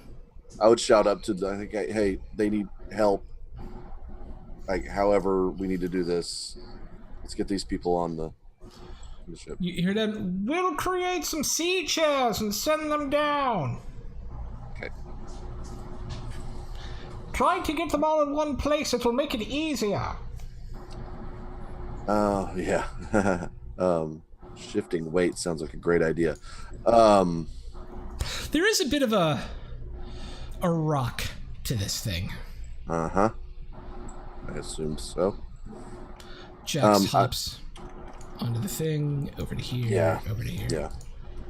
And I kind of want to follow suit with that. I want to dex my way across and kind of help distribute water. And I also, while I'm doing this, I want to kind of look around and see what kind of stuff they had, if there's anything left below decks or anything like that. If I most of the guts of the ship, most of the guts of the ship have been ripped out. And below you on the floor of the jungle, you can see smashed open boxes, and you even see some like ore that's been like spilled out of a large box, like gold ore. There's stuff down there. And you said that's about 200 feet? It's about 200 feet down. Okay. Kazar, what are you doing during this? I would also be trying to pass out water and feed people if we had any spare provisions. For sure. So kind of put yourself where you'd be. You can kind of see where everybody is. Byer's kind of working on this guy right here. And then Sven, what are you doing during this? I am going around giving existentially affirming nods and handshakes and telling them to be all right. Just glad handing. Put yourself where you'd be. You got it. At this moment in time, standing right here by the branch, just looking on like, it's a good thing we showed up and saved you. So as you guys start helping these guys out, and you see up above that they're doing this thing with like extra planks of wood and rope to create like chairs to bring down. And Vim, you hear it first with your passive perception of 18. There's this creaking. 19. This kind of thump and creak, thump and creak, thump and creak. And it's getting louder, and then you hear another pair of it. And then you hear thump, thump, thump, creak, thump, thump, like as if something's jumping from branch to branch. Okay. Do I see anything? As you turn your head to the southeast, you see 4 of these gorilla zombies being ridden by ghouls. Jesus. Oh. Indeed. Starting to come at you, bro. And I need initiative checks from everyone. Wow, the music shifted perfectly at exactly the right time, as clearly something is going on. Boom. Oh wait, I did click me. Yes, I'm so smart. I remembered too. I'm so proud of myself. I forgot, but it worked for some reason. And I can spin my head upside down. Yay! Alright, so we've got one more to go. That's the wrong thing. I forgot to bring Bayer up before the game. Judge me. Judge me harshly. Judge me. Be disappointed. All right. As these undead gorillas come, four-armed white gorillas come bounding at you with these ghouls on the back of them, just kind of like, ah! Each and every one of you notices a blue triangle on the heads of both the ghouls and the zombies. Mm-hmm. You guys remember this? Artist and Dragonbait didn't come with us on this, did they? Nope. Get the survivors to safety. We'll fend off our foes.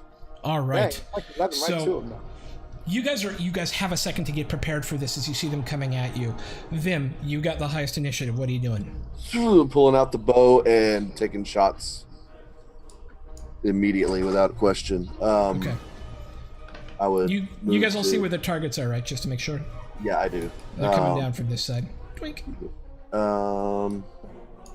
I have line of sight on all of them, or it looks like just one of them, really, right? Yeah. So those trees actually block your line of sight. So I would be able to see this guy right here. Yeah. That's about it. Okay, I'm gonna actually go for the mount. Okay. Going for the short gorilla. bow. Yep. I'm gonna use assassinate to get advantage. Assassinate. I'm gonna assassinate him, Yeah. and if I hit it, oh, it's not surprise. Okay, so It is not surprise. this is not sneak attack either, is it? It is sneak attack. You have advantage on the attack roll. That's right. So boom. So I clicked. There it is. 25. 25. Check for sneak attack. So we'll do damage of 10 and sneak attack of 10. So as you see this guy bounding at you, your first arrow hits him. Oh. And he what? I'll use the +1 arrow to do that. So let's do So one more damage. one more damage. Why not? Yeah. So 21 damage. Because rogues. Yes. You get him, it looks like right in the mouth, right? Because it's 21 damage, and that's a lot of his hit points. Definitely where I wanted to get him. And you don't have a second attack with your short bow, correct? I do not. I would say that I would. Nah, I'm just gonna stay where I'm at, just kind of in front of the captain there. And Okay. am I getting cover from this branch? Yeah, you have cover from the branch. Okay, then I'll just hunker down right here. Okay, Jax. Jax Zara. That's me. That's me.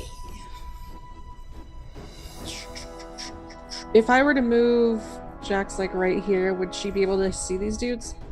So the tree's not cut off. It's actually just the tree keeps going. It's just cross. It's just a cutaway of it. So like the But she branches can- are fine. She can jump on a branch, yeah. All right.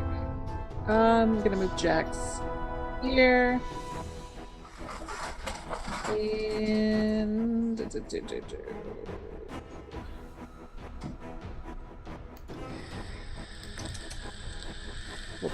we'll just pop you a little closer. Let's have Jax do.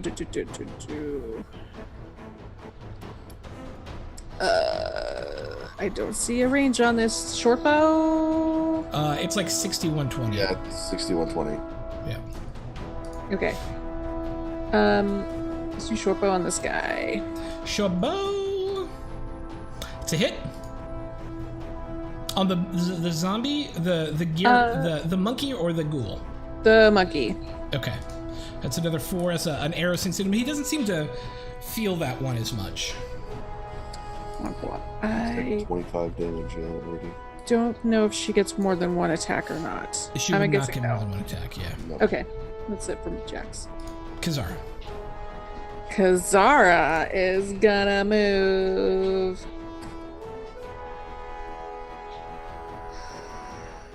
Here. And she's gonna cast. I hope I don't regret this. Regret. No regrets. No regrets. It's my credo. Not even a single one. Not even a letter. I'm gonna fireball Fireball. right here. Cool. All You're right. gonna use that. I love it when super she does cool that. New weapon, that new thing you got. I'm saving it because I only have one 4th level spell slot. All right. So it's DC 17 dex saves for them, right? Yep. Okay. The 2 zombie monkeys. One of them makes it, and the 2 ghouls. One of them makes it. And in fact, it was all on this monkey. The left monkey and ghoul were able to... But 29 points of damage is going to murder as he just goes up in flames the ghoul on the top of that zombie. And then he takes 29 points of damage. And looks really angry. Then it... so they take half 29. So they're going to take 14 points of damage apiece. And there's this huge explosion, and some of the rigging starts catching on fire. Oh, fuck, I was afraid of that. Right around here.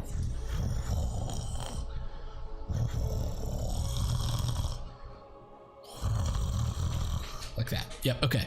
Anything else, Kazara? Nope. Sven. It's my turn. I'm going to fire on the same target that Vim did. For sure. Here we go. I gotta close my longbow. All right.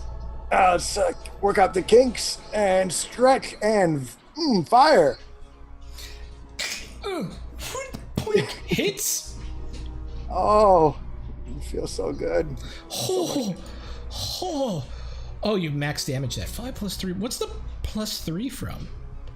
So one of those, the +2 is from the archer bracers, and then another one is from the +1 of the bow. Okay, so it should be 5 plus 2 plus 1, not 5 plus 3 plus 1, right? That's possibly correct. I don't remember where some. I'm just checking. I mean, you max There's damage. a magic bonus. Yes, you're right. There, +2. Yeah, okay, cool. So it'll be 16 points of damage. Yep. Boink. As he's just starting to blossom arrows out of this thing as you guys all keep shooting at him, and you get another attack. I do have some more, buddy. This is the gorilla, right? Yeah. Yeah. I'm gonna try out one of my new maneuvers. Maneuvers. Newer. Actually, wait. I only get to do that if I hit anyway. So, well, okay, here we go. Ooh. Good thing I was gonna do it. Oh, I love it. Oh, it feels so good. All right, I was gonna do this anyway. So, goading attack is gonna be on top of this. So I've rolled 2 of those dice for that one crit, right? Yeah, you just click it and it'll do the crit damage for you. Yep. Nice. It won't take my goading attack into account though. It will not. No. 2, 2. So it looks really screwed up. It's just like arrow. There's a superiority dice damage. All right. So as that last arrow of yours hits it, you see it starting to leap off the branch, and it's all of a sudden like right, and it just kind of goes and falls 200 feet with a ghoul on its back, who for a second tries to reach out at the branch but isn't able to grab it, and they're both gonzo. That's why I went for the mount. Gonna action surge. I'm not done yet. All right. I'm gonna keep up the attack then. Okay. All right. There's another 2 shots. Bow. Whoops. Who are you shooting at? Yeah. I'm gonna shoot at another gorilla. This guy? Yeah, the next one I can see. Yeah. Because you can't Just really. barely got him. Yeah. 20 will of course hit. The first one I rolled was 23. I accidentally hit it twice. Yeah, that's fine. Well, you action surge, so just roll damage for both of them. You got it. So it's 12 and 12 and I'm gonna do another goading 24. attack okay. because I wanted that to work. Yeah. 7. What does And a goading wisdom attack do again? saving throw. And with an undead zombie gorilla wisdom saving throw, he rolls a natural 19. Okay, he wins. Yeah. If he had failed, he would take disadvantage. Ooh, yeah. What's your DC? Because he has a negative wisdom modifier. Oh, I think my DC is just I think it's just 14. Oh, I think okay. it's just efficiency plus something. Okay. Yeah, I don't think they Yeah. were close. Cool. Yes. And he just now looks really angry. He feels goated without being goated. Okay, Giralon zombies go. Actually, 16. Here. So this one just starts leaping towards you guys and makes it onto here. As it lands, I need Bayer, Vim, and Sven to make dexterity saving throws. No worries. I have advantage on those. Bayer, But it's good. I'm good. You're good. And Bayer actually rolled a 19, so he's good. But Sven, as this like really heavy hunk of undead meat lands on the back of the ship, there's this creaking and the ship begins to rock. You lose your footing and are prone and actually scoot towards him.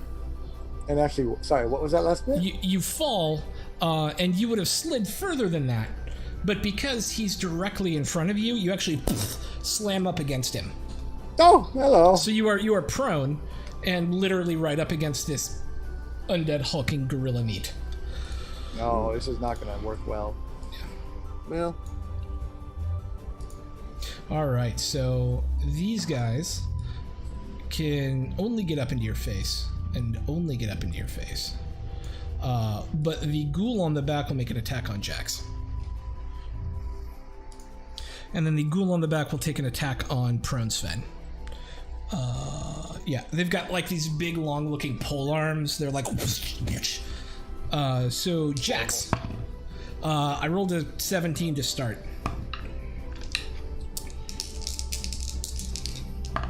Jax is going to take 7 points of damage as the ghoul kind of...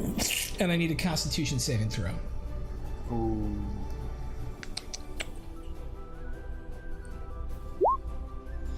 And takes an additional 3d4 points of damage.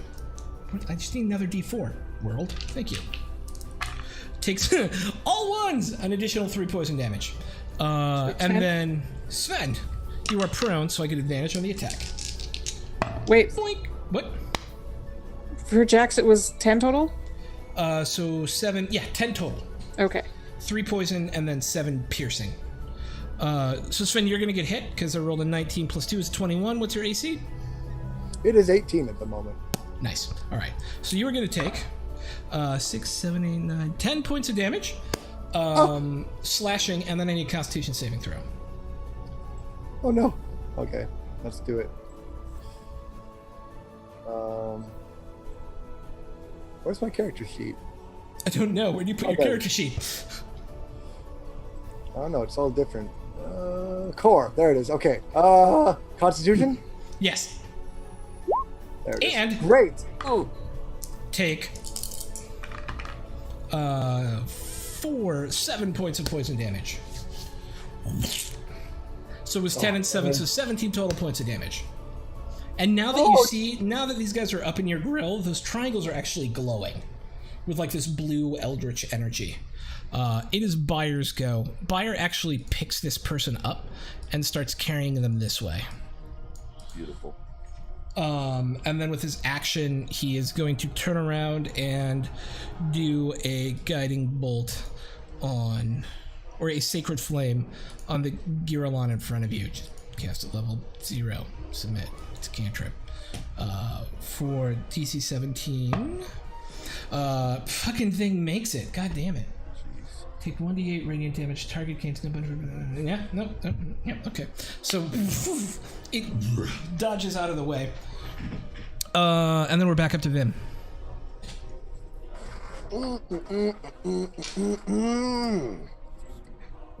Vim's gonna hop, skip, a jump his way right up against this fucker. Yes.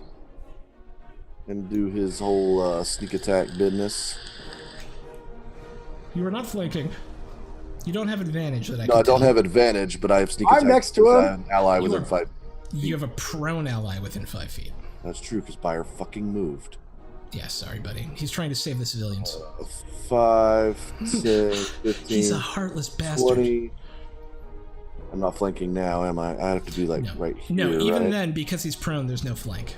Oh, there's no flank at all, so it doesn't I matter. don't have my So I sword drawn. get nothing either. I just get normal attack, stabby, rip, Just stab, stab. normal attack, stabby, rip, stab, stab. 29, does that do yes, it? of course. Does that do it for you? Yeah.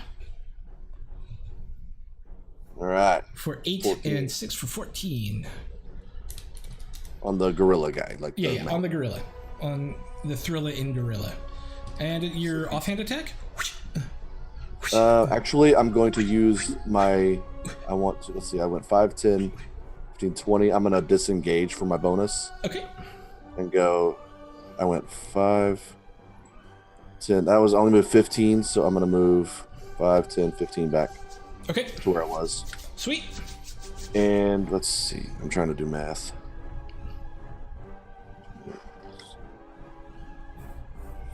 Okay, you're good. All right. So, Jax. Hopefully I'm doing this right. I want to bardically inspire Vim. Sure. And Jax is gonna say, Vim, I know you're hurting, but I need you to kill this guy. Don't die. Nice. Yeah. Nice. You should play a bard next. No. All right. That's her bonus action. She still has an action. That Yes. gives me... Plus What is 1d8 to any d20 roll of your choice. So I think I need to move up to like melee this guy, right? You are in melee with him now. Okay, perfect. So I'm gonna just have Jax use her rapier Yeah. on the forehead, the glowy bit of the monkey. You can go straight for the forehead. I mean, you hit. I don't know if she has any double attacks at all, so I'm gonna assume She that's does it. not. Yeah. Okay. So just go ahead and give me damage. Nice. 7 points of damage. Okay. And it kind of scratches off the bone, and so now there's like this flap that's kind of coming down. I mean, you see a lot of bone anyways, because he's undead, and he's kind of like, you see his guts and stuff. But you gave him a new flap. Congratulations, Jax. A brand new flap. So good. A whole new What is wrong? Kazara. Kazara is probably gonna provoke an attack of opportunity if she moves. Indeed. Let's do a thing, do a thing, and a thing. I don't even know. I was dancing along to it. It was good for me. I'm in a mood today because I'm like mostly tired. Aw. Huggles. Let's do Witch Bolt on Wait, witch bolt? Yeah, Witch Bolt? Witch Bolt. Witch bolt? Witch Bolt? Let me just make sure I'm not fucking myself by doing this right here. Witch Bolt. Oh, that bolt. Is Witch Bolt a ranged spell attack? Yes. Yeah. You are disadvantaged to make ranged spell attacks Let's when see you if I are can- in melee combat. But you have some touchy stuff? Sorry. I do. I'll. Yeah. All right. Well, let's try Shocking Grasp. That's the only thing I can do in range right now. Well, you hit. Awesome. Yeah, baby. You have advantage of the attack roll. It's not wearing any armor or metal. 1d8 lightning damage, and can't take reactions until the start of its next turn. 8. Full on 8 damage. So, gaming the game as we like to do, because we're still learning Yeah. D&D. Now that he cannot take reactions, it means he cannot make an attack of opportunity against you if you chose to disengage. I would have to disengage though. Can I re-engage you at a can- later time? Well, I mean, if you choose to protection. move away from him Okay. without taking the disengage action, you can freely do it because now the Giralon cannot react to you because he's. I'm Kazara. I'm smart. Some Kazora. Can I place myself like right here back on the boat? Yeah. Yep. All right. Yep. That's where I'm gonna be. Okay. Svenjamin, you are prone. I certainly am. Oh, I'm prone. So I have an idea. What's below these boats? What's below down there? Is it just endless sky? Below, it's about 200 feet.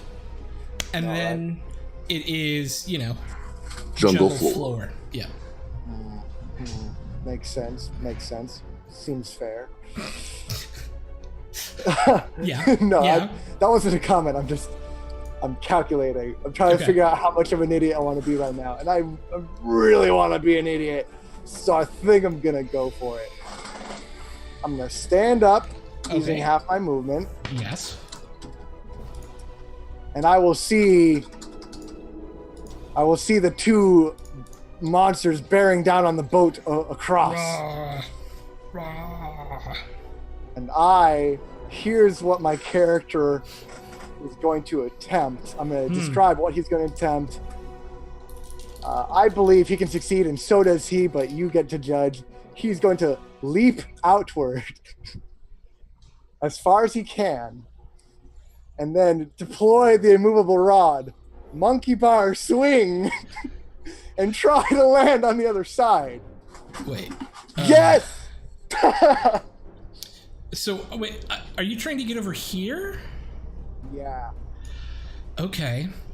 I am going to need you to make an athletics check. All right. Just in athletics? Just an athletics check. All right. I have lowered the DC because you are using the immovable rod halfway through. And by the way, the greatest thing in the world is creative uses of immovable rod. I love it. I put one in a dragon before just when I got swallowed. It's really funny. Yeah. Wait. So many things you can do. What? You were in a dragon with it? I get swallowed by an elder dragon with a character, and I'm like, oh, I have an immovable rod. Boink! Yep. And then, well, it's full of... Yeah, it didn't kill it, but it did some damage. Oh, gross. All right. I'm going to definitely try and die just to pull this off, but I'm yeah, this is not safe. Nope, very dangerous. That's a saving throw. Is it a saving throw? No, it's just an athletics check. How do I roll Just this? click athletics. There it is. Yeah. All right, here we go. Nice. I die. Make a dexterity saving throw. Sven! No, Sven, no! Okay, so now, you have the immovable rod. It was less about... Had you critically failed, you would have slammed into the ground 200 feet below, right? What happens is you move across and you're like, ha-ha! Wait a minute, it's backwards, and you fall about 50 feet before getting it turned around and hitting it. And so now you're like hanging there off of it. 50 feet below. 50 feet below everyone. Well, I'm essentially dead. You're out of the fight, I think. Back. I will stand. Unless you can, Wait, somehow... do I have any more actions I can do? That was your action. Well, you do have an action still, because that was your movement. I guess I do. Who's carrying the flying carpet? I didn't know we had one. Yes, you did. Come on. I thought it was. That's how we I thought got we were just borrowing it. No, that's our thing. Just, I'm wondering who was carrying the flying carpet. I don't see it on Jax's, but I kind of assume. I'm just wondering, because I'm trying to figure out if Sven gets back into this combat or not. Of course, Sven was carrying the carpet. I don't know, I don't think any of us... We would have to retcon that. I don't think we decided. Let's do this. Randomly roll to decide who? That is what I was going to say. Sven, roll me a 1d100. If you roll, how many of you? Are there 5 of you? There's 5 of you. If you roll a 0 or a 1 through 20, you happen to be the one who has it. That's the only fair way to do this. Yep. And this is why we assign things to people. Nope. Yep. Dax has it. Okay, so Sven, you are hanging there off the thing. All right, I still have a standard action. Is there anything around me? Midair. There's trees, branches. Oh, that's good. Yes. How close? Within 10 feet. Let's not play that game. That sounds more risk. I will heroically second wind. You okay? Oh yeah, to heal. Yes. Okay, that totally makes sense. Okay, so I'm just breathing really good down there. Zombies. Team zombie. This one continues up to here. Actually, he'll go here, and I need Kazara to make me a dexterity saving throw. 1, 2, 3, 4. Okay. Oh Nice. boy! You're good.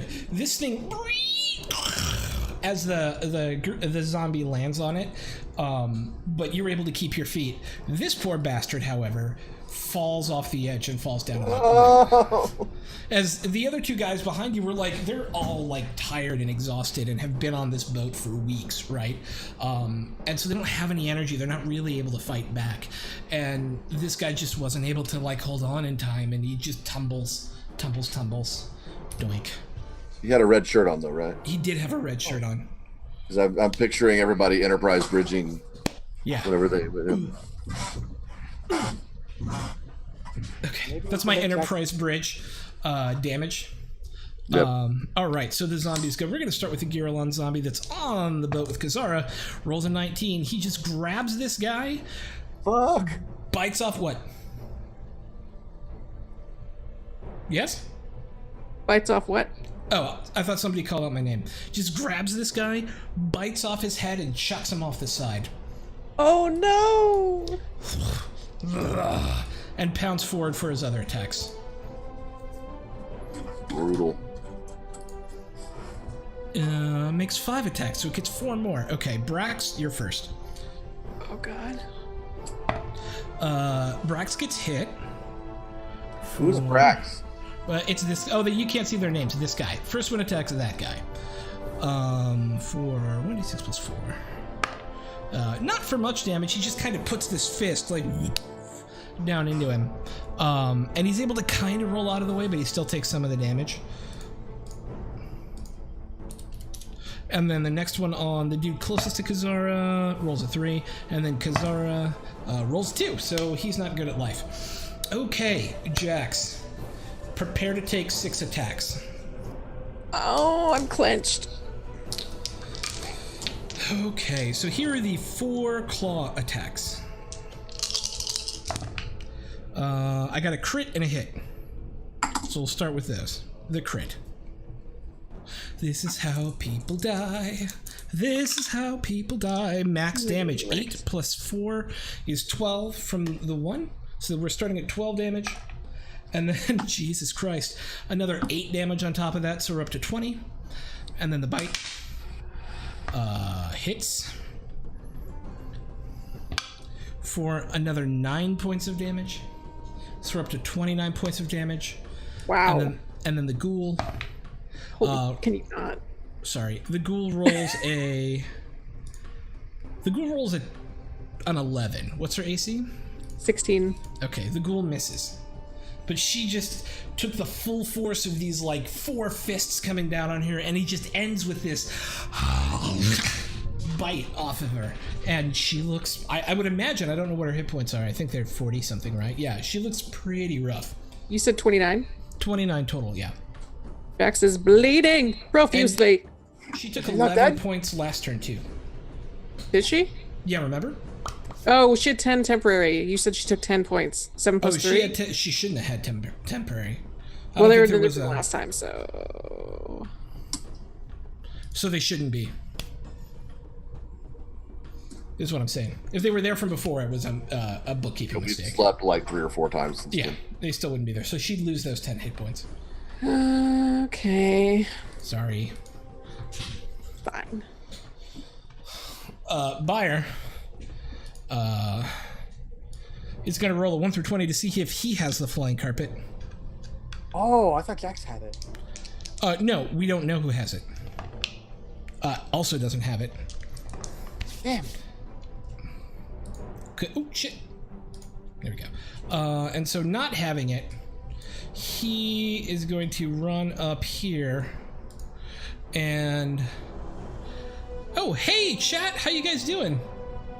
Good to see you all. I didn't realize. I'm like, sorry, middle of combat. I love you guys so much. And hey, just a quick shout out. We have awesome emotes now. I don't know if you're into that kind of thing, but I'm shilling them because Kimmage has made some amazing emotes at the $5 level for us. We've got our own D20. You should check it out. It's pretty cool. Somebody chat it. Buyer is going to Sacred Flame again. Yay! Needs to make a DC 17 dexterity saving throw. Hey, it misses this time. It's going to be 2d8 damage. And the next person to attack it will have advantage on their attack. Oh, yeah? So it's going to be 7 points of damage. I guess he doesn't need to be up there to do that, so he won't be up there. Boink! And that's his go. Vim. He can't get to anybody, and he doesn't see... he doesn't see Jax. Vim. Do I need to roll a D100? Yeah. Right now, yes. So 2 people didn't have it. So if you roll a 1 through 33, you have it. Roll 1D100. Oh. You do not have it. Okay. All right. So what are you doing? what's up? Boink! Yeah. Thank you for the bits. Oh yeah. Sorry. So 5, 10 to get up on him. Get up on it. I have advantage because of the Sacred Flame. Sure doozy. Does that give me sneak attack? Yeah. Okay. Stab. 15. 100% hits. Cool. And with just a flash of your blade up through his gut, there's this as he falls down and the ghoul hops off next to him. Boink. Can the ghoul take my sneak attack damage? No. Beep, beep, beep. That's a no on there. That's a negatory, good buddy. All right, so the monkey thing is dead, and now it's just the ghoul. Neat. We're gonna go ahead and what are we gonna do? What are we gonna do? There's a ghoul standing next to you. You know. Yeah, I know, but I'm gonna hit him for nothing. Let's go ahead and stab him with my other dagger. Okay. For Hits. 2, For 3 points. 3. Damage. I mean, what are you gonna do, right? What are you gonna do? Yep. Oh, okay. Anything else, Vim? Yeah, we'll move back here. Okay. With your disengage. Yep. With your disengorge. Jax. Jax is going to whip out the magic carpet. Does he have it? Yeah, Jax has it. Oh, we I'm just... glad. Sure, okay, at this point. Yeah. Well, I didn't know because we established that Jax has it. No, we did not. Yeah, we No, did. Really didn't. We didn't. Like 3 times we didn't. Sven just said it. Yeah. I thought be Vim rolled a completely 35, and you were like, "Oh, Jax has it." No. So now it's a 50-50 shot between you and Jax. Kazara and Jax, who has it. So Like, if we may Jax have rolls left it a on the 1 boat. through 50, she's got it. If she doesn't roll a 1 through 50, Kazara has it. Ghost, do you want Jax to roll a D100? Roll a D100, 1 through 50. Okay. Jax does not have it. Kazara has it. Okay. By the process of elimination, we have found out that Kazara has the flying carpet. All right. Duly noted. Wow. I can only use. Oh shit. Where is Sven? Oh, he's really far away. Down here, don't mind me. I can't.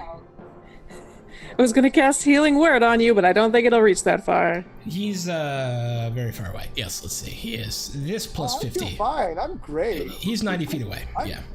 I'm peachy keen. Everything's grand. Okay, it wasn't. I was misreading a message. So in that case, if somehow we can get Jax one of these healing potions that we have so many of. It is safe to assume that she has at least 1 healing potion on her. Is it like a greater healing potion? You've got a bunch of greater healing potions, so it could be. A greater healing potion is 4d4 plus 4. 44 plus 4d4 All right. plus So I'm 4. gonna have Jax quaff this potion. Quaff and posh. That's better than nothing. 44 plus 4. You only rolled 1. I don't know how to count. I told you my brain doesn't work today. So we're at 8. Roll 3 more d4.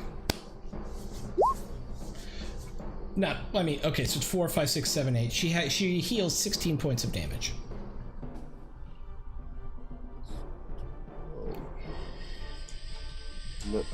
That's better. And then I will have. Let's take a look at.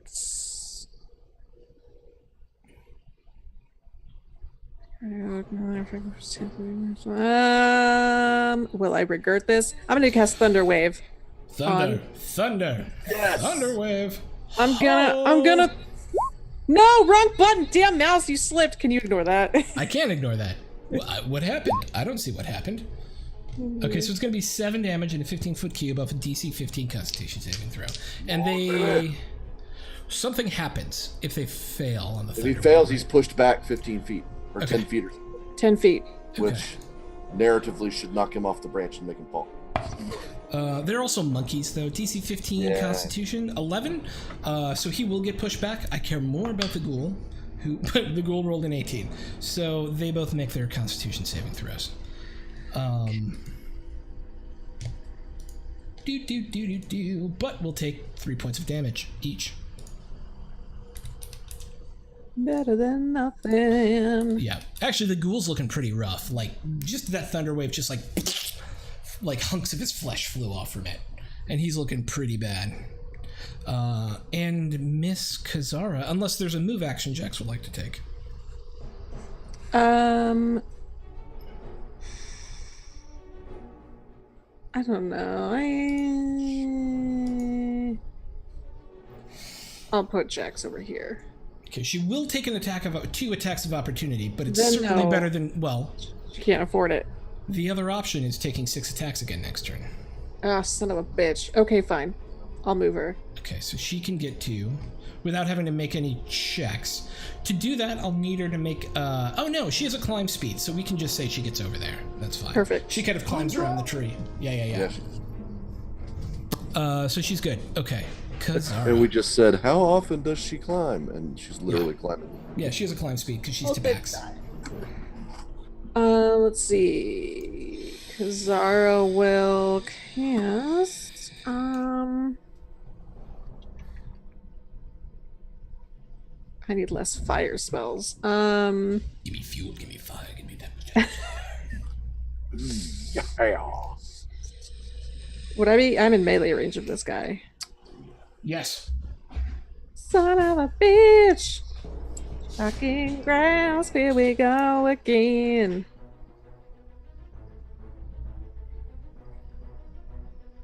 Seven?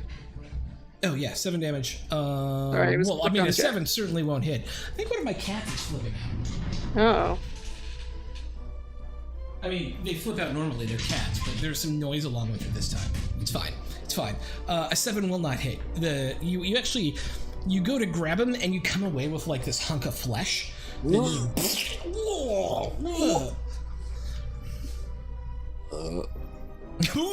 Anything else, Kazara? Oh. I'm going to throw the magic carpet down to Sven. Can I do that? What? I thought you'd write it to me. Can I do that? Are you doing things other than saving me right now? Yeah, I guess you could. All right. Yeah, bonus action, roll it out. If I haven't moved, can I ride the magic carpet and go get him? I like the epicness of it. You can take your bonus action to and it moves 40 feet. You can move 40 feet with it, so it'll take you 2 turns to get down to them. Okay. Yeah, because you're 30 feet away and he's 50 feet down, and that maths perfectly to 80 feet. And because you have the size 2, it moves 40 feet. So yeah. What if you So go to you- an angle though? You can be on your flying carpet. You will take an attack of opportunity from the zombie, who rolls Dig a it. 17, You got this. and you will take 5, 6, 7, 8 points of damage. That's Just okay. as- I can take it. Yeah. All right, so you are now 40 feet above Sven on your flying carpet. You are going for a magic carpet ride. Sven, Well, I'm here. Hey. I don't know if you have anything you can do right now. I'm not sure. Yeah, I'll see Kazara and I'll say, Kazara, you're doing well. You've done very well this fight, from what I've seen. Flying in the carpet to me. That was a great idea. And so, you get some temporary hit points. Have some temporary hit points, Kazara. Team Zombie. Things are looking not super great for our heroes at the moment. How many? We'll be good. You get 5, 10, 15, 20, 25, 30. You get 7. Temporary hit points. He's gonna hop up on the thingy. And that's where they're gonna be. Okay. So. And then this Giralon zombie gets back up. Undead fortitude. Roar.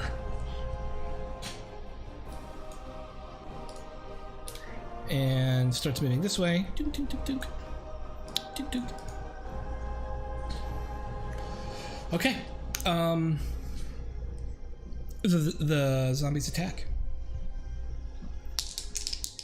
So first Giralon zombie is going to do 2 attacks against the guy up top. It'll be 1 hit, 2 attacks against the guy downstairs. That's no hits, so he's going to take an additional... enough to kill him. And this time the zombie just picks this dude up right here. And he just kind of puts him in his mouth and bites him in half, and he throws both pieces in this explosion of gore across the deck. And then takes a bite at this guy.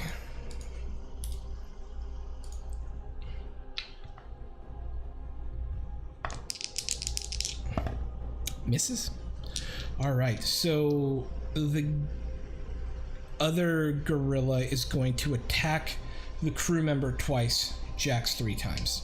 So 2 claw attacks against the crew member, 1 hit and 1 miss. For 4, 5, 6, 7 points of damage. Oh, did they? I can fix it real quick. Yeah, apparently you can't turn your camera off at all in this thing. Yeah, Oh. Yeah. Oh, that's weird. Okay. That's just a technical oversight for Zoom Incorporated. Yeah, dear Zoom Incorporated, what are you doing? Doink. There we go. Doink. There we are.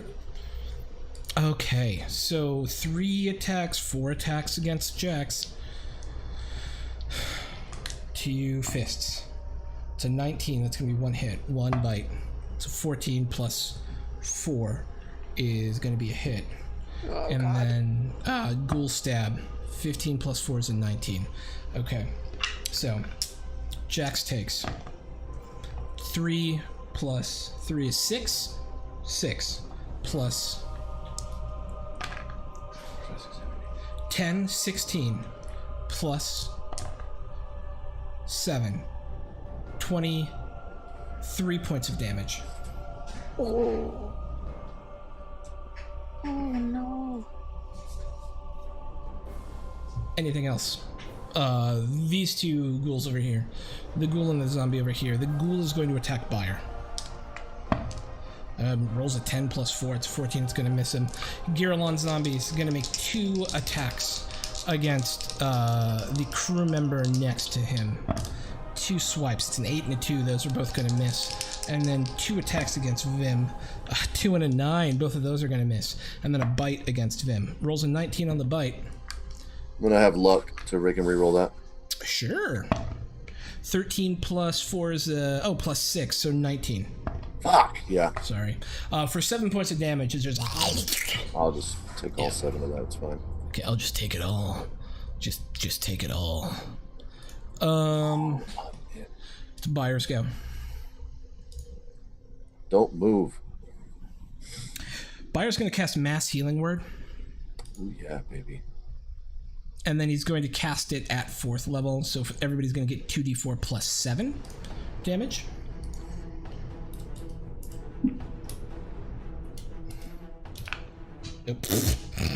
Roll 2d4 plus 7.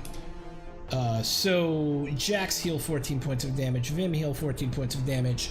I need to see the range on it to see if you guys get it as well. 60 feet. Sven and Kazara do not get the healing, but Jax does. Vim does. Bayer does. And oh, hey, the crew. Does this the crew poor get it? schlub over here gets 14 points. So that's more hit points than he started with. That's great. Okay. Yeah, like the captain and all the others. Yeah. I mean, they're not wounded yet. Vim. Oh, okay. All right. So flanking. Am I flanking with fire, or I need to You move? are not flanking with Bayer. Let's move to here. Okay. You So I are can be flanking with Bayer. Yep. Advantage sneak attack. Yep. Pop. 25. Pop. That's a hit. For 16. Plus your sneak attack. Plus my sneak attack of 14. No way he can con out of that. And that takes him down. Okay. That moved me. I was at 5'10". Yep. I want to go 15, 20, 25, right there. Mm-hmm. And Teach it like you preach it. offhand him. 20. I offhand you for 20. And then the damage is only 3.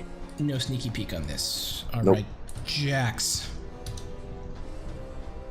Jax is within melee range. She's gonna do a thing, and it's gonna be rapier in the face. Okay. 13. Why would you look at me like the what? I didn't like. It hits Okay, it scared me. for 5.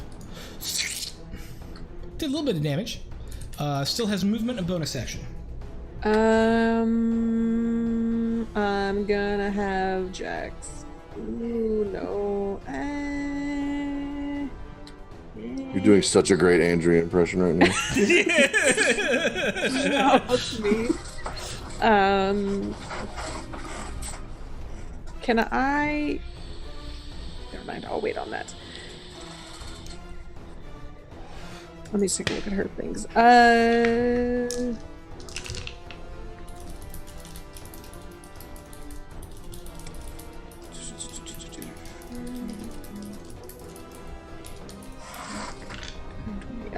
I guess I shouldn't be doing anything ranged right now.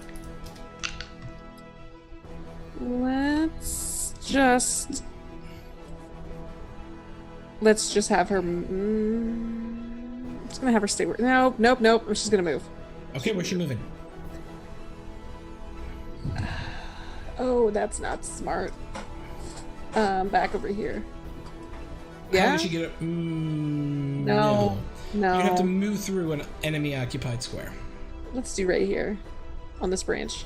Okay, that you can do. Yep. Okay.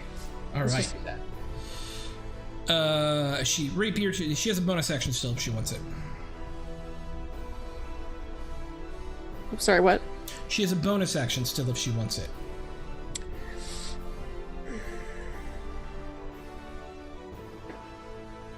I mean, the person I want to bardically inspire can't reach them right now. Are they in another city? No. Nah. Then you can totally if they're on this map, you can bardically inspire them. I'm gonna bardically inspire Sven. Okay. Sven. This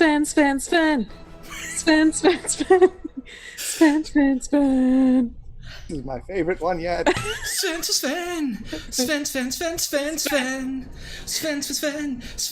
Okay, sorry. Yeah, that's it. You got it. Got it. I'm Lyrics. there. Kazara. Poetry. Sarah is.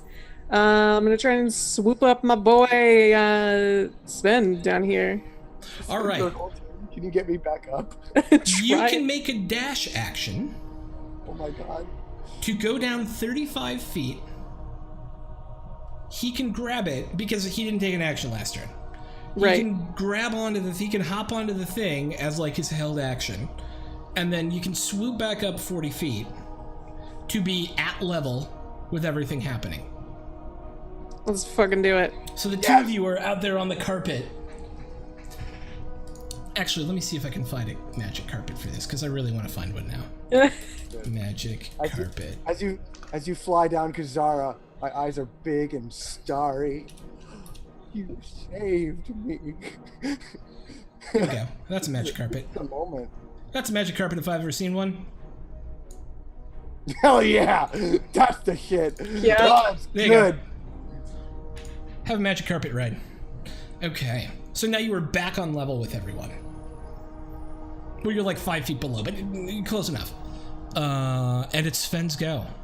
Having been swooped back up into the action, what do you do? I give a brief nod to Gazara, and I take off into action. I have no time to waste. I've wasted too much time. I must save that one person that's left. So, give me any difficulty of me getting back onto this area? Or can I just take... No, it's a 5 foot hop up. It's like walking. Boom, book, you're up. Yeah. All right. 1, Mm-hmm. 2, wait. Why can't I... Ooh. 3, do I have to climb over this branch or anything? It's difficult terrain, so it's 2 movement. It's 10 movement instead of, yeah. 1, 2, 3, 4, 5. No, wait, that's 4. And then So you're 1, 2, 3, 4. You've got 2 more. 5, 6. I walk right behind the person. Okay. Draw my rapier and shield. I have a cape. It's fluttering in the wind. So is my hair. So is my beard. Yeah, gusts are just going nuts. I got this flop sweat going on because I was holding onto a bar for like a turn or two. I'm out of breath.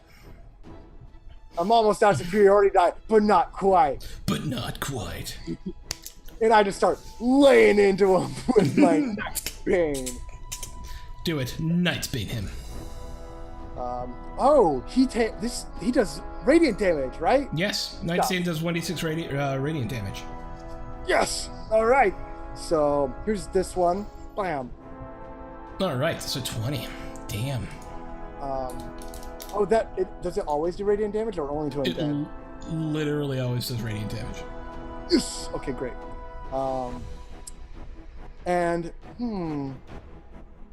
Once more, the same. Hiya! Well, I mean, you have to roll the hit first. Why didn't I do that? Okay, sorry. I don't know. Uh-oh. Still hits. Yes! Alright. And yeah. And with your second, you just kind of come down into him, and there's this burning, like, smell of flesh as the radiant damage just kind of consumes what's left of his internal organs as it Wait, I falls kill to him? the ground. Oh, yeah, he's down. Awesome! What a cool thing! 10 points of damage. Yep, he's done. Boink! Oh man, I feel like such a hero. But I turn back and give a thumbs up to Kazara because she's the real hero. Kazara, you're the real hero. All right, Bayer is going to hit this guy with his mallet, I guess. Yeah, good. Get him, Bayer. Yeah, I guess. Okay. Oh my god, he crit! For 13 points of damage. Nice. Just with this, like, crack across his head. He's still up, but now, like, the ghoul's got this, like, indent in his head where the mallet hit him. And looks really... I mean, ghouls, again, always look fucked up, but looks even more fucked up. Vim. Oh, god damn it. Nope, not Vim. Oh, shoot. Angry monkeys get to go. I just forgot. I deleted the one that had the... I'm like, where are my angry monkeys? Everyone wants angry monkeys. So they'd actually be there. Okay. So, zombie team. Team Zombie. He's actually going to come up here, seeing you as a bigger threat now. And they're just going to, like, lay into you, Sven. He's going to do one attack against the crewman, because he still wants to eat him. 6, 7, 8, 9 points of damage. He's still up. This one claw just kind of rakes across his chest, and you see him fall back down in his exhaustion. Still alive, but... And then 3 fisty attacks against you, Sven. Only one hit, and then a bite attack. 21 now. I know. Damn. And then, yeah, just the one hit against you But for 5 points of damage. There's one of those fists. fists just like right into like your shoulder, and it hits you, but you're able to keep your footing, and you're good. But now I do a thing. What's your thing you do? It's a new power. It's called Riposte. Riposte. Yeah. Where when I'm missed by a melee attack, I use my reaction to counterattack. So Give good. it to me, brother. I've been waiting to do this for so long. I'm so excited. Okay, here you go. Bam! Nice. Oh yeah, I mean yes. I mean 100%. Yeah. Yeah, 23 is gonna hit an AC 11 every day of the week. All right, so I got the weapon, the radiant, and the superiority die. Booah! Ooh, 10, 25 points of damage, still up. All right, that's fine. I'm sorry. I'm so sorry. And then the other ghoul over here is going to turn around and take a stab at Vim. I bet. Rolls a 19. Does he? Yeah, I mean base, so that makes it a 23. For... Oh, God. I rolled the wrong dice. I'm still thinking if I want to lucky that or not. 8 points of damage. Oh, yeah, okay. And a Constitution saving throw.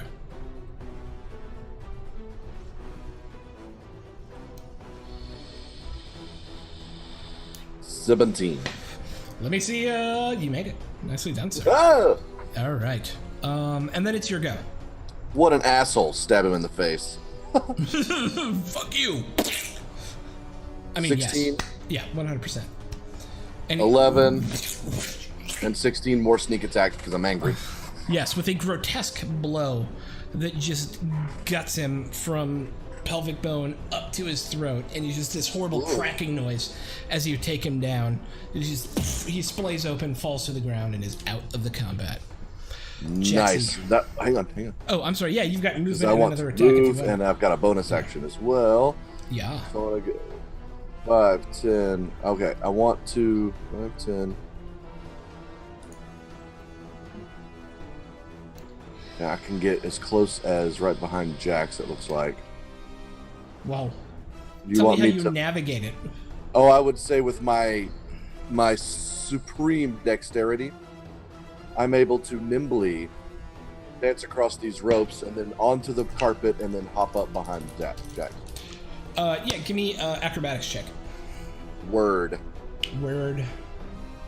Acrobatics check. Engage. 19. You're good. Yep. So that's 5, 10, 15, 20, 25, 30 gets you here. I guess you could. You're I here was aiming 5, for 10, this way. 15, 20, 25. Like the closest you're getting is like here for 30 feet. Could I get onto the carpet instead? Can I go that route? 5, 10, 15, 20, 25, 30 gets you there. Yes, let's do that. Okay. That's much Now better. the angle of the hypotenuse. Anything else?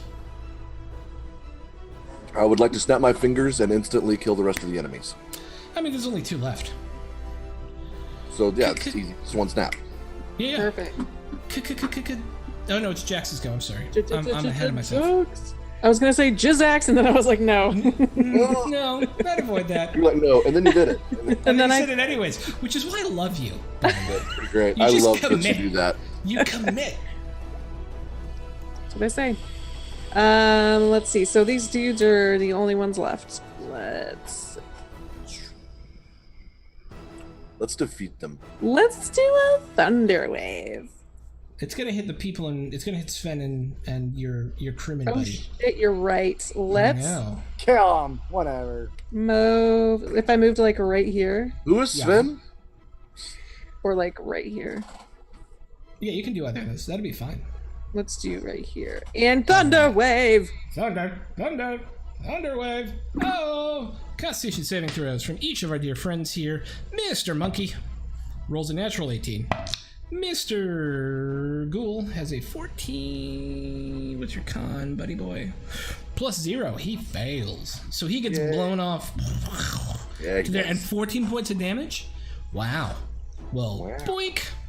And he needs a Constitution saving throw. Doesn't make it. And this wave just, in a moment, shatters the ghoul. And how do you want to take out the zombie with it? Oh man. Just The gonna gorilla zombie, yeah. just gonna wave my arms and pushing motion and say, "Get the heck out of here! You go mess with my friends." And as you do, he just comes apart. There's this, and you see with this, the zombie gets blown to pieces all over Sven.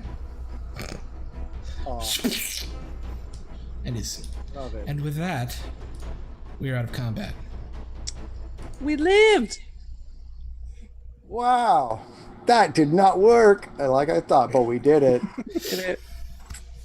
We saved one, two. Oh man, We saved 2. saved you. No, 3. We saved 3 total Yeah, of 6.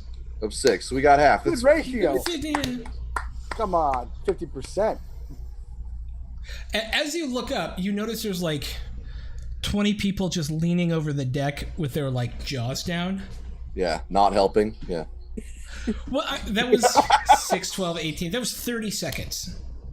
Yeah, it was actually. Yeah, we literally just came down and went, "Ugh." I hold up my sword and cast light. Nice. Come on, put on a show. Do some fireworks. Do something. I don't know. Love it. All right. And with Dark. that, Why don't we, after they made all that stuff to lift the people up, let's just use the carpet to bring them all up. Dude, right? Yeah. Forgot about the Yeah. carpet can hold 3 people at a time. Who wants But to be the Between fairy? the chair and your carpet, you're able to ferry everybody back up over the next 5 minutes or so. The crew are incredibly thankful for what you've done here today, and that any of them survived is frankly a miracle. And as you decide what happens next, are you going to go down to the jungle floor and check out that stuff down there? Are you going to continue on to the Cobalt Peaks? This is where we're going to end the story for today. Love it. Rod How was the game, hanger. guys? What do you think? Do you have fun? Everybody have fun? It was excellent. Yes. I'm beefed out now with this magic swag. Yeah. Out with magic swag. I love it. All right, so let's go around the room. Give me thoughts. Give me, shout outs about yourself, all that sort of good stuff. We're going to start with she who makes all the awesome things for Welcome to the Party, our graphic designer in chief, Miss Kimages. Okay, I only made 2 of the emotes for one. Okay, Brock I made one of them. that's I made fine. 0 of the emotes, so I mean, But you made this overlay. You've made 90% of the overlays. All of the graphics you see in the channel below us. So that's what I do for Welcome to the Party, and then I play D&D sometimes too. And on Twitter, I'm at Kimages TV, and on Twitch, I am Kimages, and I play regular old video games on that channel. And yeah, tonight was really fun, and it was actually not as overwhelming as I thought it would be to play 2 people because I love Jax and I wanted to not kill her, and thank God somehow I managed to keep her alive. I thought she was going to die at least Barely. twice. There were 2 times where I'm like, she's taken the full force of 2 of these monkeys, man. Like, Really, right to the face. yes, I know. Also, hashtag lewd off that.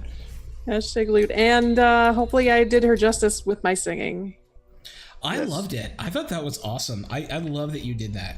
I love that you embraced the singing of the bard. I did. Sweet. You killed it. Mr. Noah. That's me. Hi, I'm Noah. Also, AKA No Introduction, AKA Bam Boomerang, AKA Sven here in the game. I'm the reason. I'm the sole reason that we lost so many people tonight. because I wanted to try a bit of tomfoolery instead of doing the smart thing. Nah. There were monkeys, and so I thought monkey bar. So I had to swing on the rod like a monkey bar. Yeah. But it was a good time because y'all got to save me on the magic carpet ride, which doesn't happen every day. What else am I supposed to talk about? I don't know. I had a good time. Yay! I thought it was balls out awesome that you immediately went for an acrobatic application of the immovable rod. I love immovable rods so much, and anytime anyone's creative with them, I want to give them the opportunity to use it right. You just rolled like crap. Roll like crap. Sure did. And that is the way the dice tumble sometimes.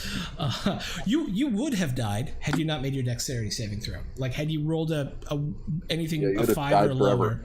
Yeah, 200. You would have taken 20d6. Terminal velocity. You would have taken the max possible fall damage. You would have taken 20d6 fall damage. But I love the risk. I love it. Whoopsie daisies. I clenched a little, but I'm glad you lived because I like Sven. And last, but certainly not least, Mr. Vim, also known as Thanrand. Hey, what's up, guys? Tonight was awesome, and we got to fight, and we got to fight in cool ways, and that was fun. And so I'm Thanrand, literally everywhere. So if you want to watch me play mostly Warframe, but then other games as well, you can go to my channel, twitch.tv/Thanrand. You can also follow my Twitter @Thanrand, which is just full of nonsense, but usually video game and D&D related nonsense. So I love Warframe. We need to play more of it together. We do.